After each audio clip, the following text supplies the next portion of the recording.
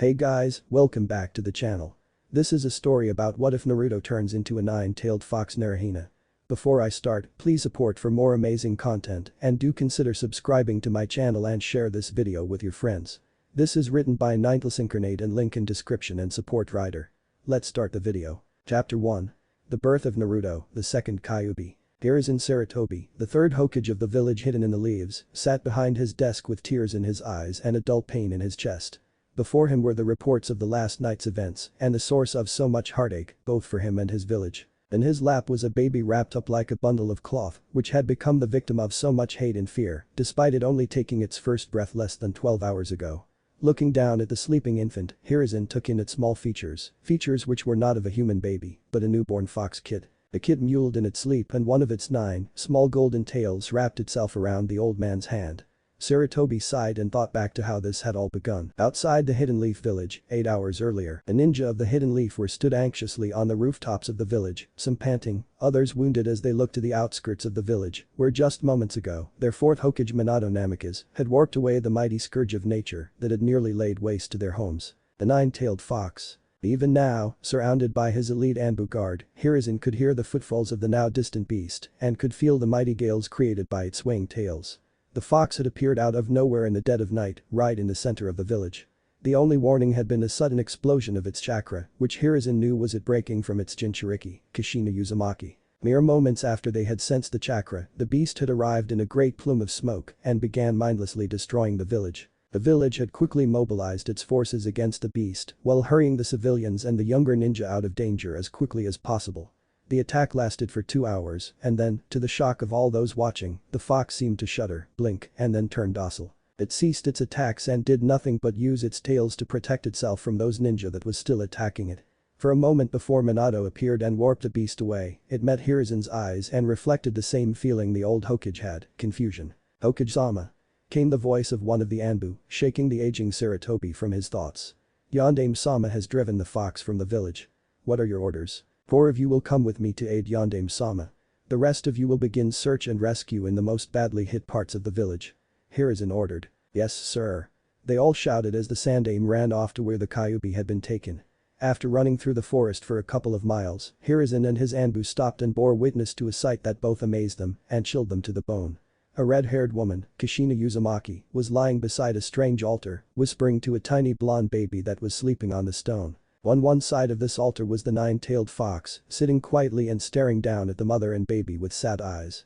On the other side of the altar, opposite the fox was a familiar blonde in the traditional uniform of a leaf jonin, with the addition of a white coat with red flames at the bottom and the words 4th Hokage written on the back. This was Minato Namikaze, and behind him, much to the horror of Hiruzen, was the Shinigami. "Minato, no. You can't be planning to use the Reaper Death Seal," Hiruzen yelled, running toward his young successor. Minato coughed and smiled weakly. "I'm so sorry, Sandaime-sama. This was all I could do. The power of the 9 tails is too great to be sealed by anything other than an Uzumaki or the Reaper Death Seal. Kushina is too hurt to cast a seal, so this is the only way. Kurama has already agreed." "Kurama?" Hiruzen frowned. "That would be me, human." The 9 tails bellowed, its voice deep and menacing, yet also remorseful. "I, Kurama of the Tailed Beasts, have agreed to make amends with the Hidden Leaf village by giving all of my power to the son of the Hokage and my previous Jinchuriki." Hiruzen stood stunned, unable to believe this beast that had recently destroyed so many lives was actually trying to make amends. "So, you are going to turn little Naruto into the next Jinchuriki?" "And no," Kushina said, using all of her strength to sit up and look at Hiruzen. "Kurama is going to give 100% of his chakra and power to Naruto and then allow his mind and soul to be sealed in Minato." Before Kushina broke into fresh tears before she could finish her sentence, but Hiruzen knew what she was going to say. "You aren't making a true Jinchuriki," Hiruzen said, stunned. "You are creating a human-tailed beast." Kushina and I used to spend hours talking about how we would make a world where the tailed beasts could live free. Naruto will prove to the world that our dream was not for nothing. He will be the light to guide the ninja world. Please, Hiruzen, you will become Hokage again now, so please, protect our son." Hiruzen restrained his tears and nodded. "I will. I swear it on my name and my will of fire. I will protect your son Naruto with my dying breath." Minato smiled and clapped his hands together, finishing the Reaper Death Seal. There was a loud roar as the Shinigami sealed Kurama's soul into Minato and then placed all its chakra into Naruto. The ghostly creature then absorbed Minato's and Kurama's soul, and a blinding light enveloped the area. In an instant the altar, the fox and the death god were all gone, leaving only the bodies of the Namikaze family. Allowing his tears to flow freely while his Anbu moved to secure Minato and Kushina's bodies, Hiruzen, the now active Hokage, approached the baby still curled in his mother's arms. Hiruzen couldn't suppress his gasp as he saw the boy turned into a fox kit with 9 golden tails, each as long as his body and a shining gold fur covering the sleeping kit. That would not be the last shock of the event however. Hokage-sama. One of his Anbu screamed.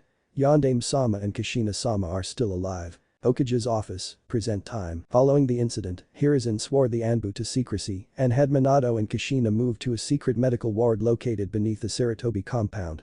The Hokage had taken Minato's Hokage coat and used it as a wrap for young Naruto and then took him to his office. That has been 7 hours ago, and the old man had spent the entire time secretly carrying the sleeping Naruto and reading the reports of what had happened, including the one that detailed the Anbu sweep of Kushina's birthing chamber and the deaths of all those guarding it, as well as the medics and Hiruzen's wife Bawako. That had brought a fresh wave of tears to the old man, and ever since then, Naruto had periodically wrapped one of his tails around Hiruzen's fingers, as if comforting him, even in the boy's sleep. But now that the repairs were underway, the injured being treated and the dead being carried to the hospital morgue, Hiruzen knew that the council would be forming soon. Normally only the Hokage could call a council meeting, but due to the village still being in a state of emergency, anyone on the council could call one, so long as it was related to the emergency. And, as the third had predicted, a council had been called and would be meeting within the hour. Hiruzen was not looking forward to that. "This is going to be rough on us both, little one," Hiruzen said, running his hand through the fur between Naruto's long ears. "Don't worry, I will protect you," he added before standing up and heading to the council chambers. Leave council chamber. Hiruzen paused at the council chamber door. He had been notified on the way that everyone else was already there, but now that he was standing here, he experienced an unsettling thing. Only quiet talking could be heard from within the chamber. Normally, arguing would be heard as he approached and would immediately cease when he entered, but this time, there was barely a sound to be heard. With a sigh and a final prayer to whatever gods would listen, Hiruzen nodded to the guards to open the door. Hiruzen swept into the room, Naruto carefully concealed in his father's coat as the third Hokage took his seat at the head of the room and surveyed the council. The Hidden Leaf Council was split into 4 smaller sub-councils, the Clan Council, consisting of the heads of every current Hidden Leaf clan. The Jonin Council, which consisted of 3 elite Jonin, 5 standard Jonin and 2 Takebetsu Jonin. The Elder Council, which consisted of the Hokage's advisors and lastly, the Civilian Council which was made up of prominent business owners, property owners and the heads of various important civilian organizations. "Right, as Hokage, I call this meeting of the council open," Hiruzen said.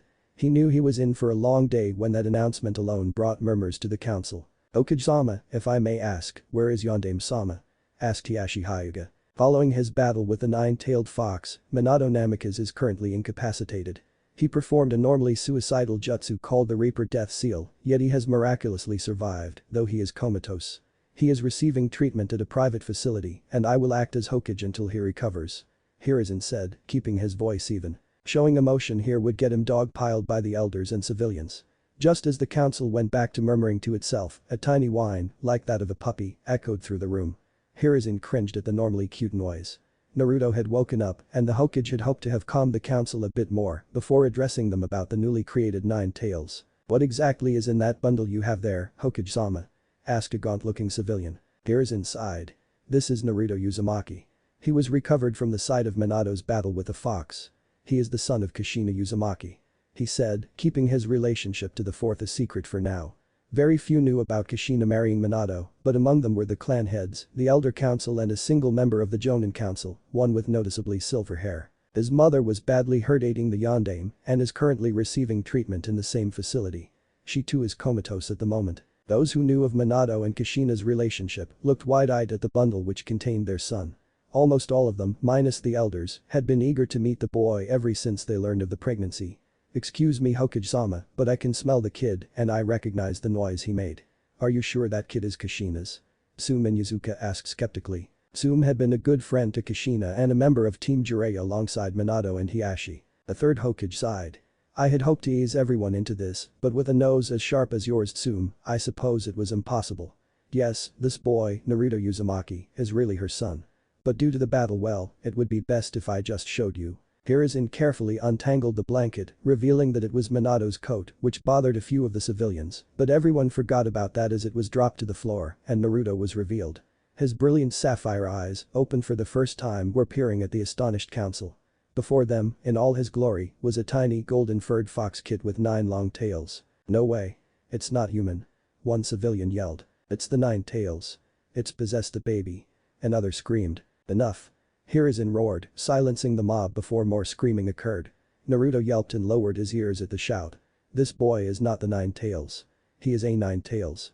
Specifically, he is the new 9 tails out of the 9-tailed beasts," Hiruzen stated. He spent the next hour explaining exactly what had happened, leaving out only the details that connected Kushina and Naruto to Minato, as he was not yet willing to reveal to the world that the legendary Yellow Flash had a vulnerable child. Silence fell across the chamber as he finished his explanation. Everyone was processing this information. A moment later, it had sunk in and everyone reacted, but pleasing and infuriating the aging Hokage. "Hokage-sama, it is obvious that Yondaime-sama did this so that the beast would be weak enough to kill. We must slay it now," cried the gaunt civilian from before. "Are you mad?" roared Choza Akimichi. "If Minato wanted that, why would he seal all the beast's power into the boy? Oh please, it is clear that the noble ninja Kushina sacrificed her own child to allow us to kill the beast. Would you want to spit at her last wish?" Came the smug reply of an unusually well-built and quite handsome member of the Jonin Council. "Jonin Haruno, you cannot possibly be going along with this insane idea to kill the boy, are you? For goodness sake, you know how sealing works." Hiashi replied, trying to keep up his polite and regal mask in the face of his building rage. Haruno scoffed. "Yes, I do know how sealing works, but Hokage-sama said himself, the boy is not a Jinchuriki. He isn't a human containing a demon, he is a human turned into a demon by the beast's power. The power isn't sealed inside him, I can tell that from here, it is perfectly melded with his chakra system. Look with your Byakugan, Hiashi, you will see it for yourself." "Silence!" Hiruzen yelled, getting another whimper from Naruto, whom was starting to squirm and whine due to the negative emotions he could feel. "You are right, Jonin Haruno, Naruto is not a Jinchuriki, but he is not a demon either.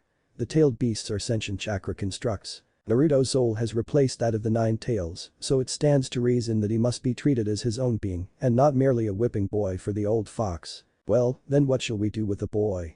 His mother is comatose, we don't know who the father is, and even if we did we couldn't trust him with the new 9 tails, so what can we do?" Hamura, one of the elders asked. Danzo cleared his throat.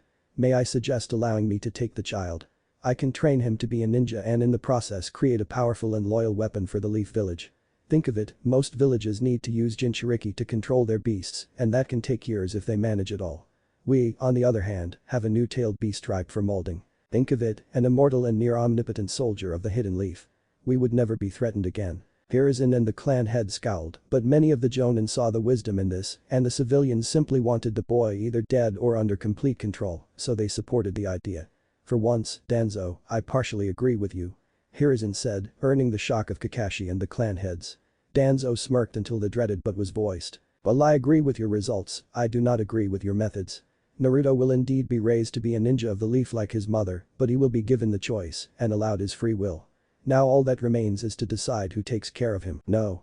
shouted one of the Jonin, a fat bearded man with blotchy red skin.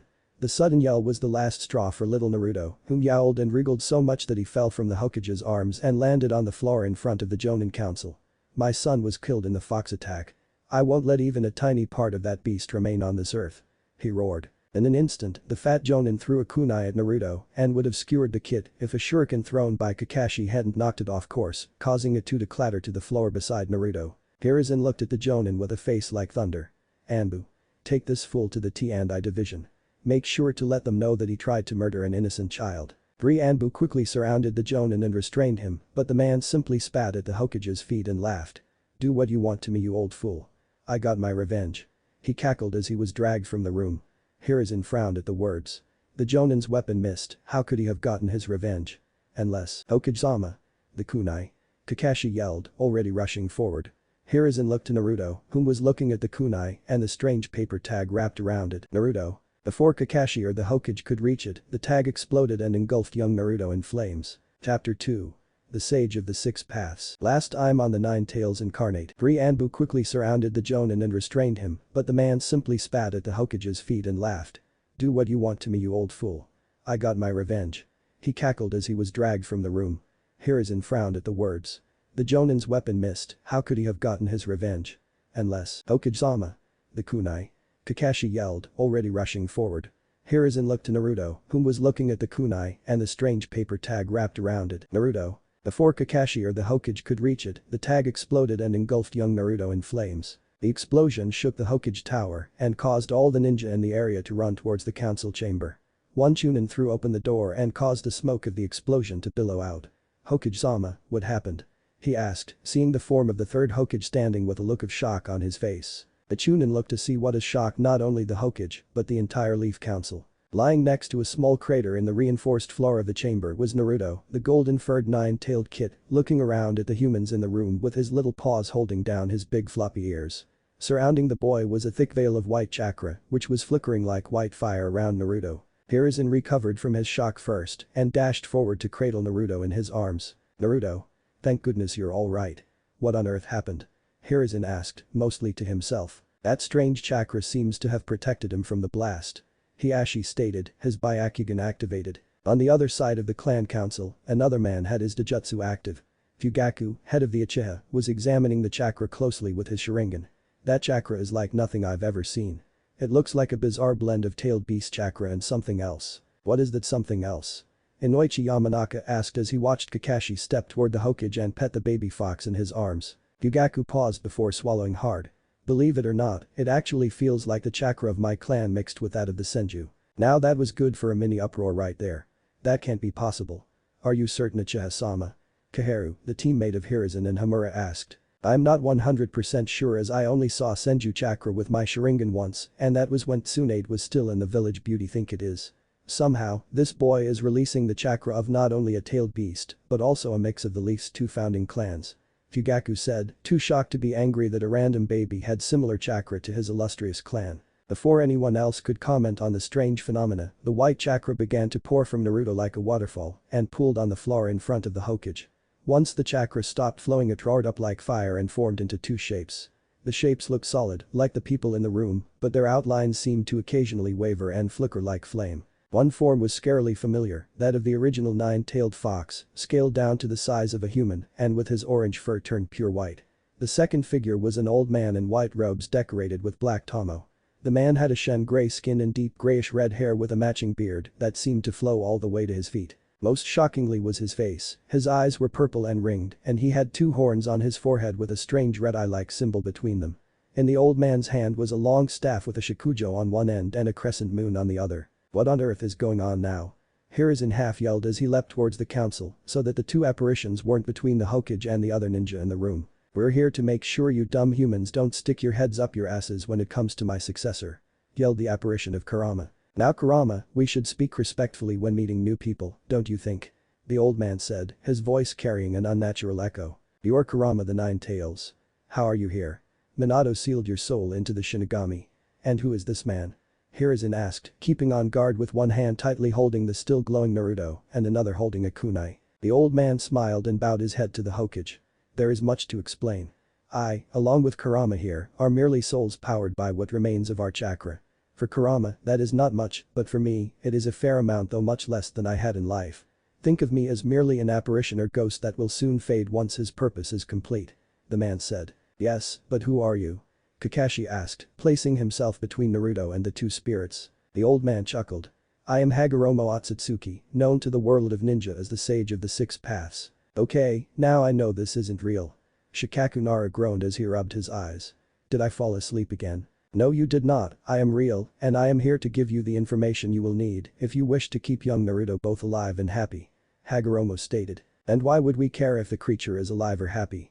Hundreds of people were killed by that beast, it deserves to die," one of the few female civilians yelled. Hagoromo fixed her with a glare. "Firstly, it was not Naruto but his predecessor, Kurama, that killed those people and he didn't even have control of himself. If he did, then you would not have been attacked. As for your question, since Naruto is now a tailed beast, he cannot be truly killed. If he dies, he will simply reform after a short time and since Naruto is a tailed beast with a human soul, he will reform much quicker. Now, I'm sure you can all see why upsetting an immortal and immensely powerful creature would be a bad idea," he explained before using his Rinnegan to place a Genjutsu on her and the rest of the civilians, causing them all to fall unconscious. "There, now that the children are asleep, the adults may speak. Sage or not, I'm starting to like this guy." Tsume grinned. "Be that as it may, Hagoromo Otsutsuki, if that is really who you are, you stated that the Nine Tails wasn't in control of himself. Can you elaborate?" Danzo asked. For all his faults, the man really did care for his village, and if someone other than the fox orchestrated this attack, then there would be hell to pay. In order to do this, I must briefly explain a few things about my family. I am one of two brothers born from Kagaya Otsutsuki, the first wielder of chakra. She devoured a chakra fruit from a sacred tree which gave her this power. After my brother, Homura, and I were born, mother grew mad, unable to deal with the fact that someone other than her now wielded her precious chakra as it is passed through her blood to us. She fused herself with the sacred tree and became the 10 Tails. My brother and I were able to defeat her and seal her up, taking the chakra of the 10 Tails and placing it inside me, while the husk of her body was sealed into the moon. My brother departed to the moon not long after, but left his children behind. His twin daughters were the originators of the Hyuga and Kagaya clans, and each inherited one of my mother's bloodlines, the Byakugan and the Dead Bone Pulse. I on the other hand awakened the Sharingan which evolved into my Rinnegan. I had two sons, Indra and Asura, whom founded the Uchiha and Senju clans respectively. The Senju and their offshoot clan, the Uzumaki, inherited my strong body, while the Uchiha inherited the Sharingan. Lastly, I used my power to split the 10 Tails chakra into the 9-tailed beasts and release them into the world. The council was in stunned silence, leaving only the sounds of Naruto's mewling. Hiashi was the first to recover, so, the Hyuga share a common ancestor with the Uchiha and Senju. And who could have guessed that the barbaric Kagaya clan held the bloodline of the mother of chakra? It certainly puts some things in perspective, but it doesn't answer Danzo's question. What does this story have to do with the 9 Tails attack? Haruno frowned. Hagoromo sighed. You will not like this. Unlike Homura, I did not inherit my mother's Byakugan, but instead received the Sharingan which combined with my powerful body to form the Rinnegan. Because I used a portion of my Rinnegan's power to divide the tailed beasts from the 10 Tails, they all have a connection with my eyes. But simply, anyone with a Rinnegan can perfectly control a tailed beast, and someone with a Sharingan or the more potent Mangekyo Sharingan could either suppress or loosely control the beasts. Kurama has already confirmed to me that a Sharingan user was the one to control him and make him attack. Fugaku leapt to his feet with rage in his spinning red eyes. Now wait just a second. Why would an Uchiha attack our own village? This is our home as much as it is anyone else's. And yet the most famous threat to ever challenge the Leaf Village was Madara Uchiha. This village was his home too, he even helped found it, but he still attacked it. Plus, you Uchiha haven't shut up about your supposedly declining power since the reign of the second Hokage. Danzo stated. Unease drifted through the council. Everyone knew that the Uchiha, Fugaku included, were hot-headed and an insult, even an imagined one, could cause them to blow up, which in the setting of the council chambers could result in a messy conflict. Jonin Haruno, who has long desired to have a part of the Uchiha clan's power, quickly came to Fugaku's defense. Anzo-sama, Uchiha-sama, there is no need for us to fight. Hagoromo-sama merely said the Sharingan was needed. Perhaps an Uchiha missing nin or someone with a transplanted Sharingan could be the culprit. Haruno said, looking pointedly at Kakashi. There are no Uchiha missing nin. Everyone that has ever defected has been caught. Not only that, but we have accounted for every killed Uchiha's eyes. The only one we never discovered was the right eye of Obito Uchiha, but due to how the boy died, the eye would have been crushed. Danzo said, hiding his smugness. What about Kakashi then? He has a Sharingan and could have done it.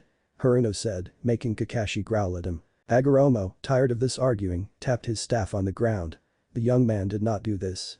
Kurama knows the chakra of the one who did this and has confirmed that they were 100% Uchiha. Unfortunately, he was not in contact with his chakra long enough to be able to give a guaranteed match to any individual. The whos and whys can be discovered by you at a later date. For now, my chakra is dwindling, so I must do what I came for and leave. Someone bring me a scroll.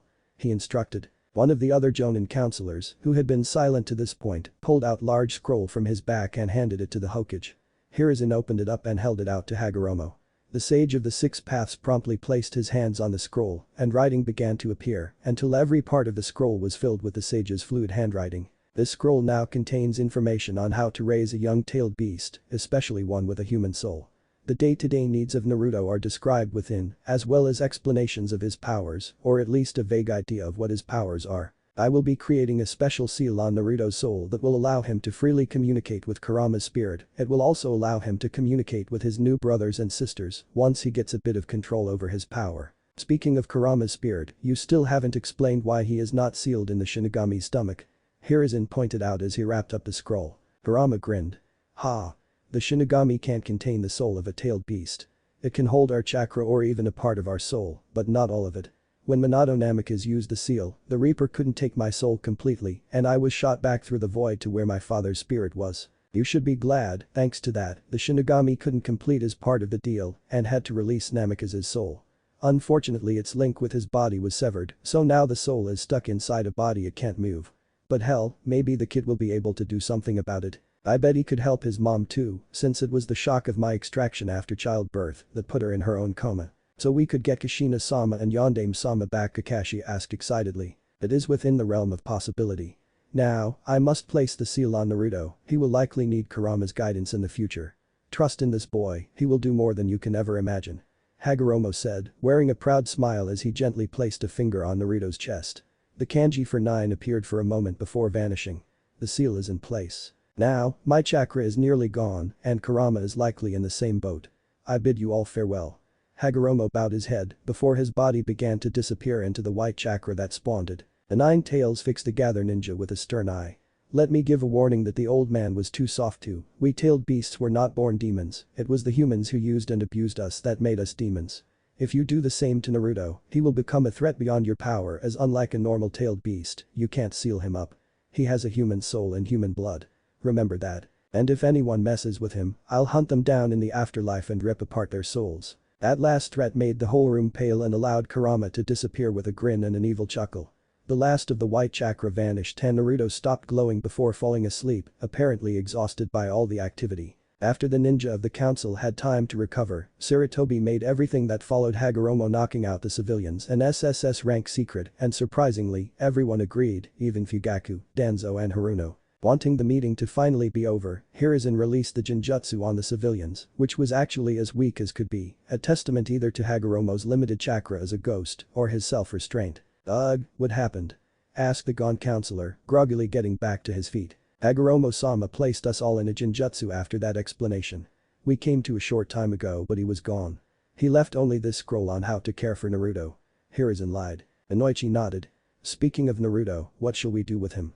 We still need someone to raise him. How about Uchiha-sama? One civilian asked. Everyone but Fugaku frowned. No way were they going to give a tailed beast to someone who could so easily control it. Fugaku already has 2 sons, including a newborn only a little older than Naruto. It would be unfair to make him raise a 3rd child, especially one with such delicate circumstances. Hiruzen said, smoothly hiding the real reason from the civilians. Danzo then proceeded to further shock Hiruzen by coming up with a fairly good idea. Why not the Hyuga? Hiashi has no children of his own yet, and the Hyuga's Byakugan can easily detect if the boy's chakra is taking any negative turns. And if he does get out of hand, their gentle fist could subdue the boy with minimal harm to his person. And finally, their own high status would protect the boy from outside threats. Hiruzen nodded. That makes the most sense to me. Hiashi, would you be okay with this? The Hyuga head nodded. My wife, Hikari, is 7 months pregnant and we are preparing to raise a child already, so it would be easy to make room for Naruto. Plus we were friends of his mother's. We would happily take him if there are no objections. The council couldn't find any fault with it and the ignorant civilians, whom had no knowledge of Hiashi's true softer nature or his wife's extreme kindness, just assumed that the boy would be strictly controlled and thoroughly punished under the stern Hyuga. And so, after a long day, Hiashi Hyuga followed by Kakashi Haddock and Hiruzen Sarutobi returned to the Hyuga estates, where his wife was waiting to welcome another new child into the world. Chapter 3. Tragedies of Youth. Last time on the NineTailsIncarnate, the Hyuga head nodded. My wife, Hikari, is 7 months pregnant and we are preparing to raise a child already, so it would be easy to make room for Naruto. Plus we were friends of his mother's.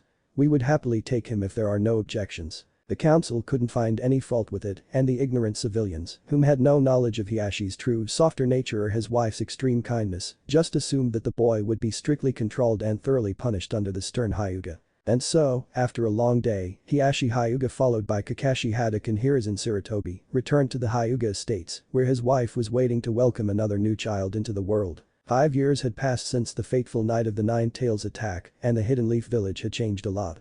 It hadn't been difficult to repair the damage done to the buildings, but the damage done to the people, civilian and ninja alike, had been much more difficult to heal. Within days of Hiashi and Hikari Hyuga taking in young Naruto as their ward, it has been spilled to everyone in the village exactly who and what the boy was.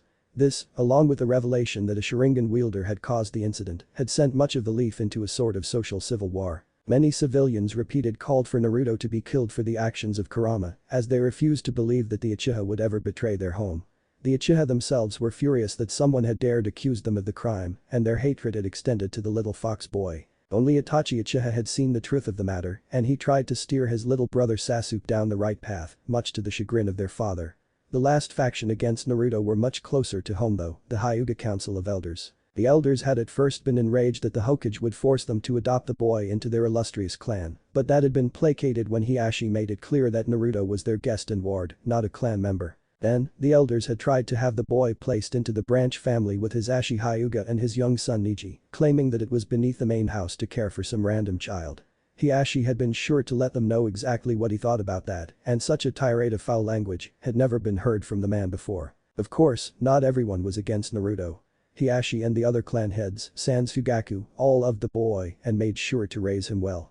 Their children became fast friends with him, especially little Hinata and young Kiba. The other ninja of the village were also supportive, especially those of Kakashi's generation, and they would frequently protect the boy when he would go out on his own outside the Hyuga compound. To the surprise of many, Danzo became a major supporter of Naruto, citing that if he could not control and mold the boy as he wanted, he could at least make sure Naruto knew that he was a friend and a vital part of maintaining the leaf's safety. As for Naruto himself, he had proven to be full of surprises.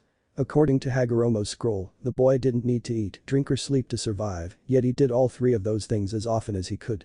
He had also slowly developed the ability to walk and talk, as well as transform his fox body back to his original human form whenever it suited him. All in all, Naruto was a happy-go-lucky child and had many friends, but it was always in the back of his mind that he was to be a hero, a great person and savior of the Leaf.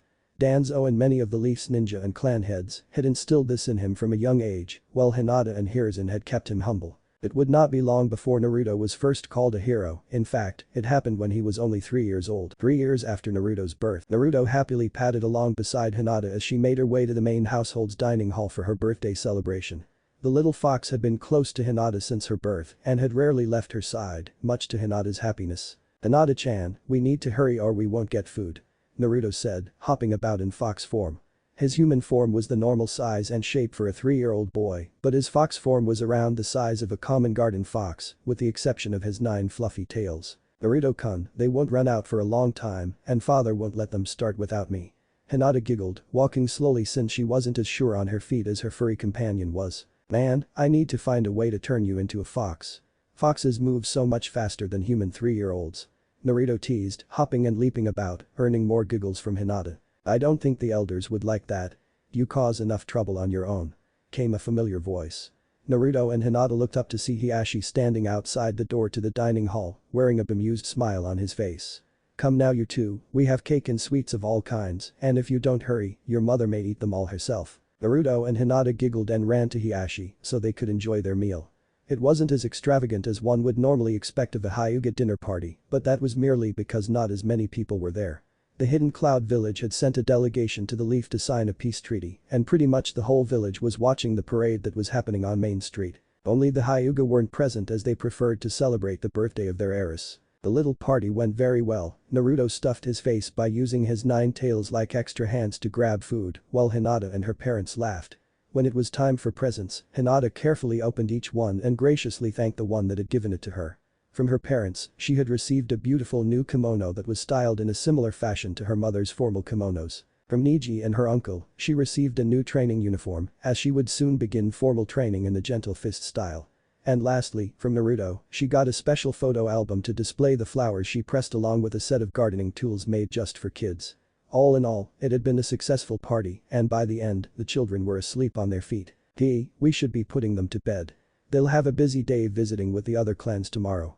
Hikari smiled, her long, dark blue hair brushed neatly behind her ear. "Yes, I think you are right," Hiashi replied, watching as Hinata clung to Naruto's fur to keep herself standing. "Come now children, bedtime," he said, scooping them both up into his arms. Across the room, Hisashi was doing the same thing with Neji and was about to leave the room when he was stopped by some elders. Hiashi knew what this meant, they were prepared to seal Neji. Hiashi frowned and shook his head. There was nothing he could do for his brother and nephew. He looked down at the dozing faces of Naruto and Hinata. Maybe they will find a way to lift this curse from our clan, he thought before taking them both to Hinata's room and tucking them into bed. Naruto had originally had a room of his own, but since Hinata was born, the little fox had always curled up with her, so his room has been converted into the children's playroom. Hiashi stooped to kiss his daughter on the forehead and then gently ran his fingers through Naruto's fur with a silent goodnight. It would be several hours later, not long after midnight, that things would go south. With the entire compound fast asleep minus a few tired guards, it was simple for a prepared ninja to stealthily slip into the compound, his entire form covered by black garb to further help him meld into the shadows. The intruder carefully crept to the room he knew to belong to the Hyuga heiress and easily slipped in the window.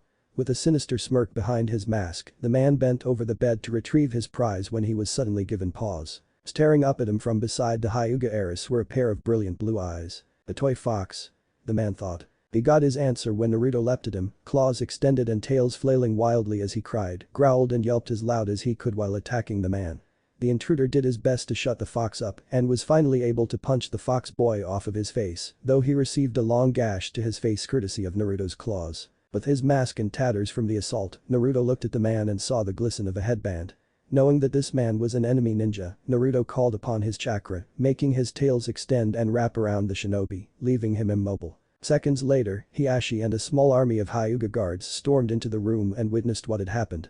The enemy ninja, revealed to be the hidden cloud ambassador, was struggling furiously against Naruto's tails, but thanks to the tailed beast's chakra, they were as tough as steel. Hinata was wrapped in another of Naruto's tails, but it was a comforting embrace, as the startled cries of Naruto had scared her to tears. "Naruto, what happened here?" Hiashi asked, trying to keep his temper under control. "I woke up because I felt something weird. When I opened my eyes, I saw this ninja leering at Hinata. I could feel his bad intentions, so I attacked him. When I saw his headband, I tied him up," Naruto explained, growing and puffing up his fur to make himself look scarier to the captured ninja. "The brat is lying," the cloud ninja yelled. "I was celebrating the treaty on the main street when this creature came and kidnapped me. Make him release me before he eats me." Hiashi scowled and backhanded the cloud ninja. "Don't bother levying such pointless accusations. We are taking you to the T&I department and they will get the truth from you," he declared as the Hyuga guards moved to block the captive man's Tenketsu so Naruto could safely release him into Hiashi's custody. "You'll regret this, you damned Hyuga," the ninja yelled. Hiashi merely scoffed and turned to the two children. "I need to go to the Hokage and make sure that villain will be locked up tight. Naruto, thank you for saving my daughter, you are truly a hero. Now, I want you to take Hinata to her mother, you two will sleep in her room tonight while I sort this out," Hiashi said, giving Naruto a pat on the head. Naruto gave a foxy grin and blushed a bit at the praise before gently leading the still frightened Hinata to her mother. The present. Following that incident, the fourth Raikage himself came to the hidden leaf to answer for his ninja's crimes. To the surprise of the leaf however, Raikage A angrily killed the ninja, declaring him a traitor. Apparently the Cloud Ninja had been acting at the behest of a small, secret collection of Cloud Council members who were carrying on the bloodline-obsessed ways of A's father. In order to keep Naruto a secret from the Cloud, Hiruzen and the Leaf Council presented Hiashi as the one who captured the rogue ninja, and A thanked the man for sparing his life, even though Hiashi would have killed the man in an instant were it not for Naruto, so that a political backlash could be avoided. Finally, the Raikage reaffirmed the terms of the treaty and gave a small monetary gift to the Hyuga as an apology before leaving. As soon as the Raikage had gone, Hiruzen announced to the village that it was Naruto who had saved Hinata and captured the enemy ninja, which earned him much praise from the Leaf Ninja and bitter scoffs from the civilians. To reward Naruto, he was given the payment for a solo S-rank mission and had the mission placed on his official shinobi record. At 3 years old, Naruto had already completed an S rank. That wasn't the only reward he got of course, but it would be quite a while before he realized the effect his gallant rescue had on the young Hyuga heiress. "Naruto!" Hikari shouted as she slowly waddled around the Hyuga compound with Hinata in tow. Hikari was heavily pregnant with her second child and the now 5-year-old Hinata was looking forward to meeting her new sibling. A blonde boy with shining blue eyes and whisker marks on his cheeks popped out from the ceiling, landing in front of Hikari. "You called Auntie Hikari?" Naruto grinned, his 9 tails swing behind him. Even in his human form, Naruto commonly kept the ears and tails of his fox form as it required a lot more chakra to hide the tails and Hinata loved his ears. Hikari nodded, "We are going to the hospital," she instructed. "Oh. Is the baby ready?" Naruto asked, gently putting a hand on the bump on Hikari's stomach. "I'm afraid not," the Hyuga matriarch said sadly. "We are going to visit Mikoto Uchiha and her sons. To pay our respects." Instantly, Naruto and Hinata stiffened. They knew that meant someone had died. They had experienced it when one of the Hyuga elders died and it had been a sad affair that neither wanted to experience. Still, Naruto obediently fell into line with Hinata and followed Hikari as she slowly made her way to the hospital, maintaining his human form so as not to cause unnecessary hysteria among the civilians, especially since his fox form had grown to the size of German Shepherd. When they arrived at the hospital, the medic nin at the front desk led them to the room where the Uchihas were being kept. Outside the door to the room was the third Hokage, Danzo Shimura, and the other clan heads. "Hokage-sama, I'm here to pay respects to Mikoto and her boys," Hikari said, bowing her head a bit. "Ah, Hikari. It was good of you to come, especially in your condition," Hiruzen replied. "It was the least I could do. Mikoto and I were on the same genin team as children. Please Hokage-sama, tell me what happened," Hikari asked. The Hokage nodded and directed everyone into an empty room next to the Uchiha's room. He and Danzo then quickly put up privacy seals. "What I am about to tell you must not leave this room. Only the Elder Council, the Clan Council and Hikari Hyuga are to know about this," Hiruzen began. "In that case, shouldn't Hinata and Naruto leave?" Inoichi pointed out. Hiruzen shook his head. "No. Young Sasuke Uchiha is going to need a lot of help to get over these events, and I want a couple of his peers to know the truth so they can be his true friends. If we cover it up and then reveal the truth later, it may create fractures between him and them. Best at least a couple know from the beginning, and I trust these two the most." Hinata and Naruto felt a bit of pride at being so well trusted by the Hokage, but remained silent as the old man explained. Since the Uchiha were accused of the Nine Tails attack 5 years ago, they have been losing both popularity and power among all groups within the village, excluding the civilians whom trusted them as their law enforcement. Not only that, but after the Hyuga affair 2 years ago, some have been whispering that the Uchiha helped a rogue cloud ninja as a way of weakening their greatest rival clan. There was no evidence to make this anything more than a vicious rumor, but it still had an effect. And so, with their power weakening, the Uchiha clan made a decision. Danzo continued on from Hiruzen. They planned a coup d'etat against the Hidden Leaf village. "No way. Why would Fugaku allow such a thing? There is no way the Uchiha could win against the whole village," Choza half yelled. Unfortunately, the Uchiha felt they had been driven into a corner. "I have been in negotiations with them to try and make them see reason, but I could not give them what they wanted, namely a much larger influence in the village, seniority over the other clans and Naruto himself." Hiruzen frowned. "They wanted me," Naruto shouted. "Yes. They felt that as the new Nine Tails, you were responsible for the actions of the old one and by extension, the beginning of their steadily decreasing power. They wanted you as a weapon to rebuild their power." Danzo answered, patting the boy's head with his good arm. "Naturally we refused. So what exactly happened last night then?" Hikari asked. "What happened was one of the few loyalist Uchiha, Shisui Uchiha, took it upon himself to save the village from the Uchiha coup. He did this by massacring the entire clan. Only Mikoto and Sasuke were spared, and that was only due to Itachi being able to drive off his old friend.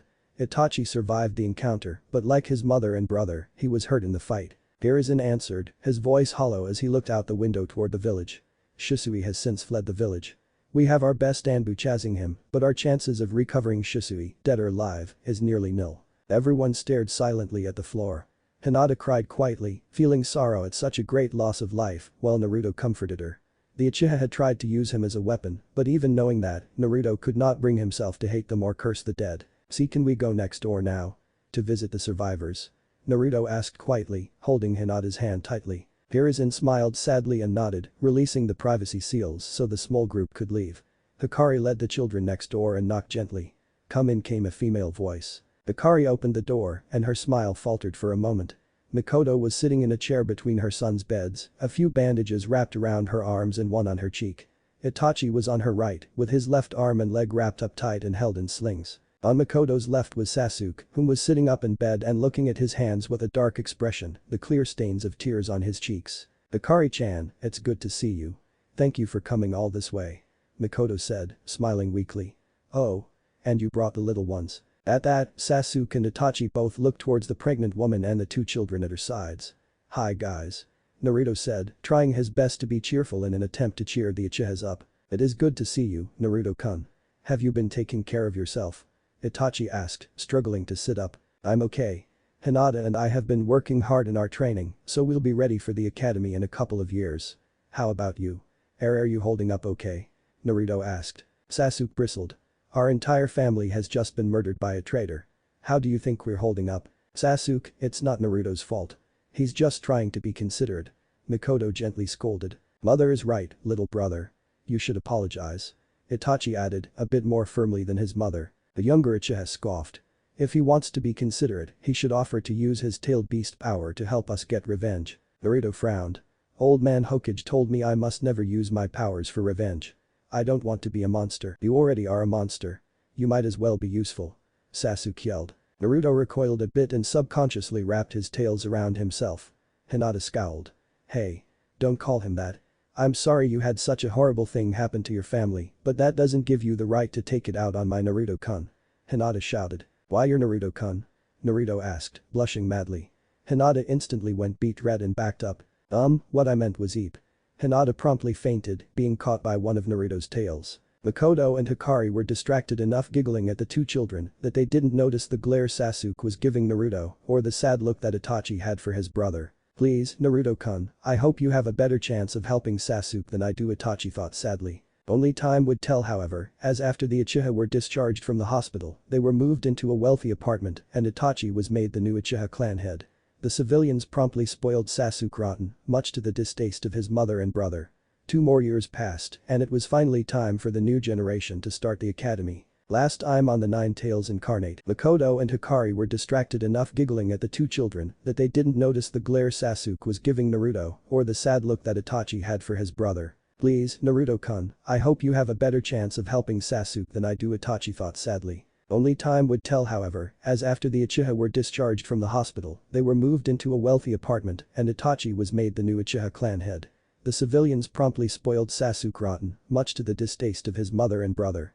2 more years passed, and it was finally time for the new generation to start the academy. Iruka Yamino, a chunin of the Hidden Leaf, stood at the front of his new class of students, a collection of 30 kids that he would be responsible for training for the next 5 years.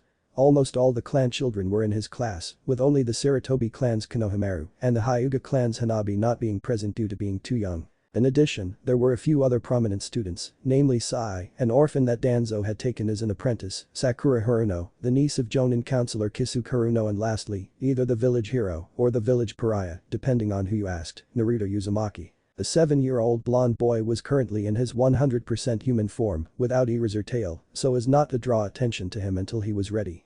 Haruka was conflicted over the boy. On the one hand, his parents had been killed in the previous Nine Tails attack.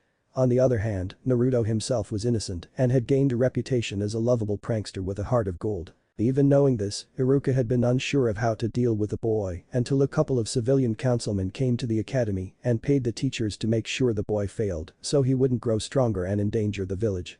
That had set off Haruka's pride as a teacher, and he promptly refused before threatening and accusing the rest of the teachers to refuse as well. Whether he intended it or not, Haruka had firmly planted himself in the pro-Naruto camp of the village. Still, as Haruka looked at the mostly happy and chattering faces of the students, he felt at ease. Alright everybody, it's time to get class underway. My name is Iruka Yamino, and I will be your sensei for the next 5 years. Now, I would like everyone to give introductions. You don't need to tell us more than your name, but feel free to add details if you want. We will start with the front row. One by one, the civilian children and the children of less prominent ninja stood and introduced themselves with the odd one or two, adding in their likes, hobbies and dreams. By the time it got to the final 10 students, only the prominent clan kids remained. A pale-skinned, dark-haired boy in plain black clothes stood up and bowed his head. My name is Sai. Hello. He said in a monotone before sitting down. Next to Sai, Sasuke stood up. I am Sasuke Uchiha, heir to the Uchiha clan. He said, ignoring the smitten looks he got from some of the girls as he sat back down. Next stood a pink-haired girl in a pale green shirt with a big red ribbon in her hair. I'm Sakura Haruno. She said with a happy smile before sitting back down and giving an even bigger smile to Sasuke. An annoyed-looking blonde girl in peach-colored shirt stood next. I'm Ino Yamanaka, heiress of the Yamanaka clan. And I hate those that don't take being a kunoichi seriously. She said with a scowl at Sakura. In truth, Ino was as much a fangirl as Sakura was, but she took her training seriously. The boy beside her and his head on the desk, his long black hair in a pineapple style. Not bothering to stand or even sit up, he just groaned. I'm Shikamaru Nara, heir to the Nara clan. He said lazily, not bothered to add more. Next was a chubby little boy with red swirls on his cheeks, whom was idly chewing on a handful of potato chips. I'm Choji Akimichi, heir to the Akimichi. I hope we can be friends.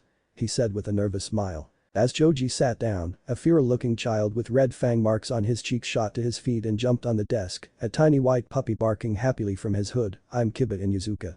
And I'm going to be the top dog of the Inuzuka clan in this class. Iruka shook his head as Kiba smirked and sat back down. Kiba was going to be trouble with a sigh. Iruka gestured for the next boy to introduce himself. A hooded and trench coat wearing boy stood up, his eyes hidden by glasses. I am Shino Aburam. If you see any insects in this classroom, they are mine, so please don't kill them. he said quietly before sitting back down. Many of the class looked freaked out by Shino as Hinata stood to give her introduction. "My name is Hinata Hyuga, heiress of the Hyuga clan. I hope we can all get along," she said, blushing and giving a small bow to the class. A few boys commented on how she was kind of cute, while others in the class silently wondered about her violet pupilless eyes. Lastly, Naruto stood up, but to those that didn't know him, he looked boring compared to some of the strange people that went before him. Naruto gave a respectful bow. "I am Naruto Uzumaki, a ward of the Hyuga clan, and he gained a mischievous grin as smoke surrounded his body. The smoke cleared to reveal the large, nearly pony-sized nine-tailed golden fox and the new and improved nine-tailed fox. The class quickly erupted into pandemonium as those that knew of Naruto's secret began to laugh or glare in the case of Sasuke, while those that didn't began to panic and run for the door or to hide behind Iruka-sensei. It took a few minutes before Iruka was able to calm the group. "Honestly, Naruto, was that necessary?" Iruka frowned. Uncle Hiashi said it would be a good idea to let everyone know straight away so they wouldn't be surprised if I transformed by accident. Naruto smiled, still in his fox form. Iruka sighed again. He knew that Naruto would sometimes transform back into a fox on his own if he got too excited, so he couldn't fault the boy. Plus, most of the village already knew, though the students of his class hadn't known the fox boy would be in their class. Once Iruka made certain that everyone knew that Naruto was not a wild monster or a demon, he was finally able to start the brunt of the class. As it was only the first day, Iruka outlined to the children about the things they would learn from Taijutsu, Jinjutsu and Ninjutsu to Bukijutsu and Fuinjutsu. Those 5 skills were a ninja's greatest tools, so they would need to be learned even if it was only enough to counter them. Once Iruka had outlined what each of the 5 skills meant, he had everyone go to the training yard for their assessment tests, which would decide what their personal rankings were. "Okay class, as you know, each year group tracks and ranks its members based on all their scores. The top score in each year is given the title Rookie of the Year, while the top in each gender are given the title of either Top Shinobi or Top Kunoichi. The very lowest score will be named dead last. We will be doing these assessment tests every 10 weeks, so we can keep the scores accurate as you all grow. Now, hands up if you have already received some ninja training," Iruka asked. The clan heirs and those from ninja families all raised their hands, along with a few civilians, which had likely had private tutors paid for by their parents. Surprisingly, despite being the niece of a ninja and being raised by him since her parents died, Sakura did not raise her hand. "Okay, that's good. The assessment test will be fairly simple, those without training will only watch for now and won't be assessed until the end of the term. Those with training will demonstrate their abilities with the 5 shinobi skills I described in class. Let's begin." The tests were fairly simple and to the point. For Jinjutsu, no one could cast one yet, but most of the students could break out of a simple one within a minute. Sasuke and Hinata broke out the fastest, while Kiba and Choji took the longest. Strangely, Naruto wasn't affected at all, since the constant shifting between his human and tailed beast chakra meant it was nearly impossible to place a Jinjutsu on him. For Fuinjutsu, almost no one could do anything with seals. Shikamaru was able to make a small storage seal, and Naruto could mimic it successfully, which Iruka attributed to his Uzumaki blood. Bukijutsu, or more specifically Shuriken Jutsu, was fairly impressive, with most students being able to hit the targets at least 50% of the time, even if they didn't get too close to the kill spots. Sasuke dominated this test and Naruto did average, since he hadn't trained much in Shuriken Jutsu. Then came the fun part for most of the students, the ninjutsu test. In order to help with this test, Iruka called for his teaching assistant and fellow chunin, Mizuki. The ninja-trained students were able to pull off 1 or 2 of the basic academy jutsu with a lot of effort, but it was the clan kids that did the best. Sasuke showed off his fire style. Fireball jutsu, which had made everyone look on amazed at the flames, which could encompass a horse in size. Sai didn't say anything, but was able to turn his drawings to life, while Ino used her ninja art. Mind transfer jutsu to take control of Sakura and make her do a silly dance, much to her annoyance. Shikamaru used shadow possession jutsu to make Iruka mimic his moves, Choji used partial expansion jutsu to make his hand grow huge, Kiba used the tunneling fang, though it made him dizzy, Shino merely directing a horde of his insects with his chakra and Hinata activated her Byakugan. Iruka clapped along with this and turned to Naruto. "Okay Naruto, you're up. Please show us any and all jutsu you can perform," Iruka ordered. Naruto nodded and grinned. First he transformed back into his fox form, then again into his human form. Then he used substitution to swap places with Iruka. Lastly, he turned into his fox form again and created a small blue fireball on the end of each tail, which he could freely move and control. "I can't show you it, but I can also use the tailed beast bomb. Though it's pretty small, it would still do a lot of damage if I'm not careful," Naruto said, turning back into a human. His sensei smiled. "I'm glad you chose to show restraint. However, even without that bomb of yours, you would still be the top-ranked student in ninjutsu with the most successful jutsus cast. Well done. Now, everybody get ready for the taijutsu test. We will be doing a boys tournament and a girls tournament, but remember that in later years, you will be expected to fight ninja of the opposite gender. All the students gave a call of "yes sensei" before moving to the ring where the fights would take place. The girls tournament would go first, since there were only 4 girls in the class with ninja training.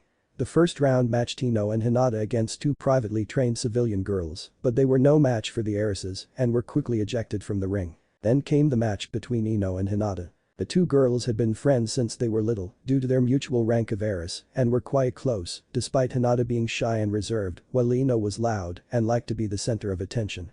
"Okay girls, begin," Haruka declared. Ino made the first move while Hinata got in her stance. The blonde girl kicked at Hinata's leg, trying to unbalance her, but Hinata simply shifted her stance, causing Ino to miss.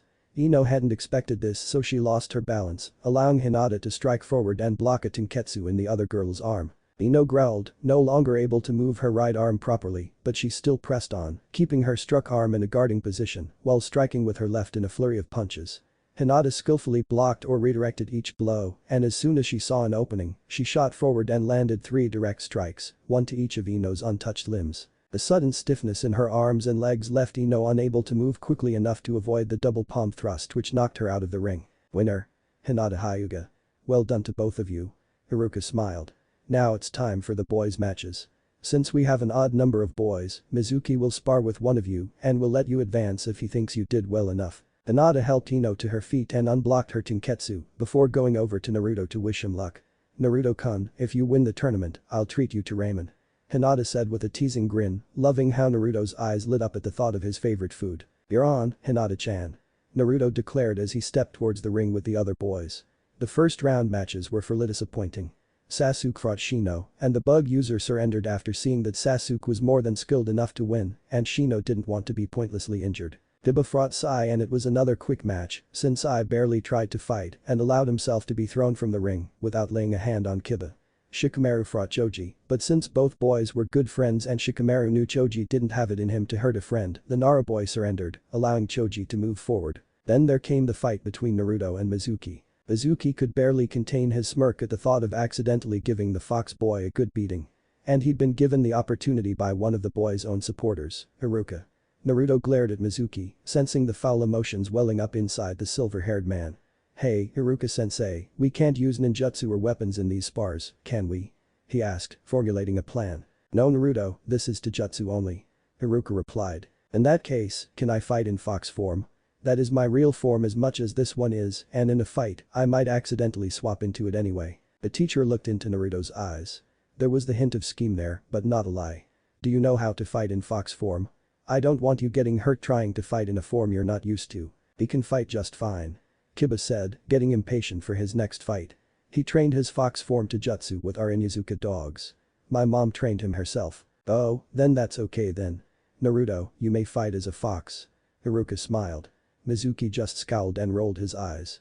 It didn't matter which form he beat the kid in, actually, this was better. Now he could hurt the beast in the same form he had hurt others. Mizuki and Naruto stepped into the ring and Naruto transformed into his fox form and got into a stance like a wolf about to pounce with his teeth bared. "Begin." Mizuki smirked and charged forward at speed that no academy student could match and threw a punch that could easily break the boy's jaw.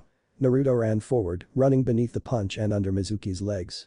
Once he was behind the man, Naruto quickly whipped his tails around, tripping Mizuki with one tail and smacking him into the ground with the other 8. Embarrassed and cringing at his now cracked ribs, Mizuki got back to his feet and actually examined Naruto closely. Unlike when he had transformed in the classroom, he was not the size of a small horse, but rather the size of a dog. The furious Chunin had to admit Naruto was smart to pick a smaller, faster form that Mizuki would have a hard time to hit. Before Mizuki could attack again, he suddenly felt something warm on his ankle. Looking down, he saw the ends of one of Naruto's tails coming out of the ground and wrapping around his ankle. "Oh crap." He cursed, but it was too late. With a might roar, Naruto swung his entire body, dragging Mizuki into the ground where his tail exited, through the tunnel he had dug and out the hole where the tail had entered, before releasing his hold at the apex of the throw, launching Mizuki into the trees at the edge of the training yard. Haruka and the students looked awestruck as they waited for Mizuki to pull himself from the tree he had struck. Once it was clear the man was conscious, Haruka smiled. "Winner." Naruto Uzumaki. A well-fought battle. It wasn't quite the Taijutsu fight I had. Naruto grinned and thanked Iruka before trotting over to stand with the other boys that won their first matches. The second round of fights began with Sasuke vs Choji, but it ended almost as quickly as the previous fights, as Choji was no match for Sasuke, whom seemed even angrier after watching Naruto defeat a Chunin, even if he used a trick to do it. The next fight and the one to decide who would fight Sasuke in the final round was Naruto vs Kiba. It was a longer battle than the last one, but not by much. Kiba and Naruto had sparred plenty of times during their training with Tsume, but Kiba could never beat Naruto in fox form, as the boy's close resemblance to his family's dogs made Kiba reluctant to fully attack Naruto. Unfortunately for Kiba, his mother hadn't trained that out of him by the time he started the academy, so the battle was quick, with Naruto grabbing a sloppy punch in his jaws and then pulling Kiba to the ground, where a swift blow from his hind legs ended the Inuzuka skidding out of the ring. Now it was time for the battle between Naruto and Sasuke.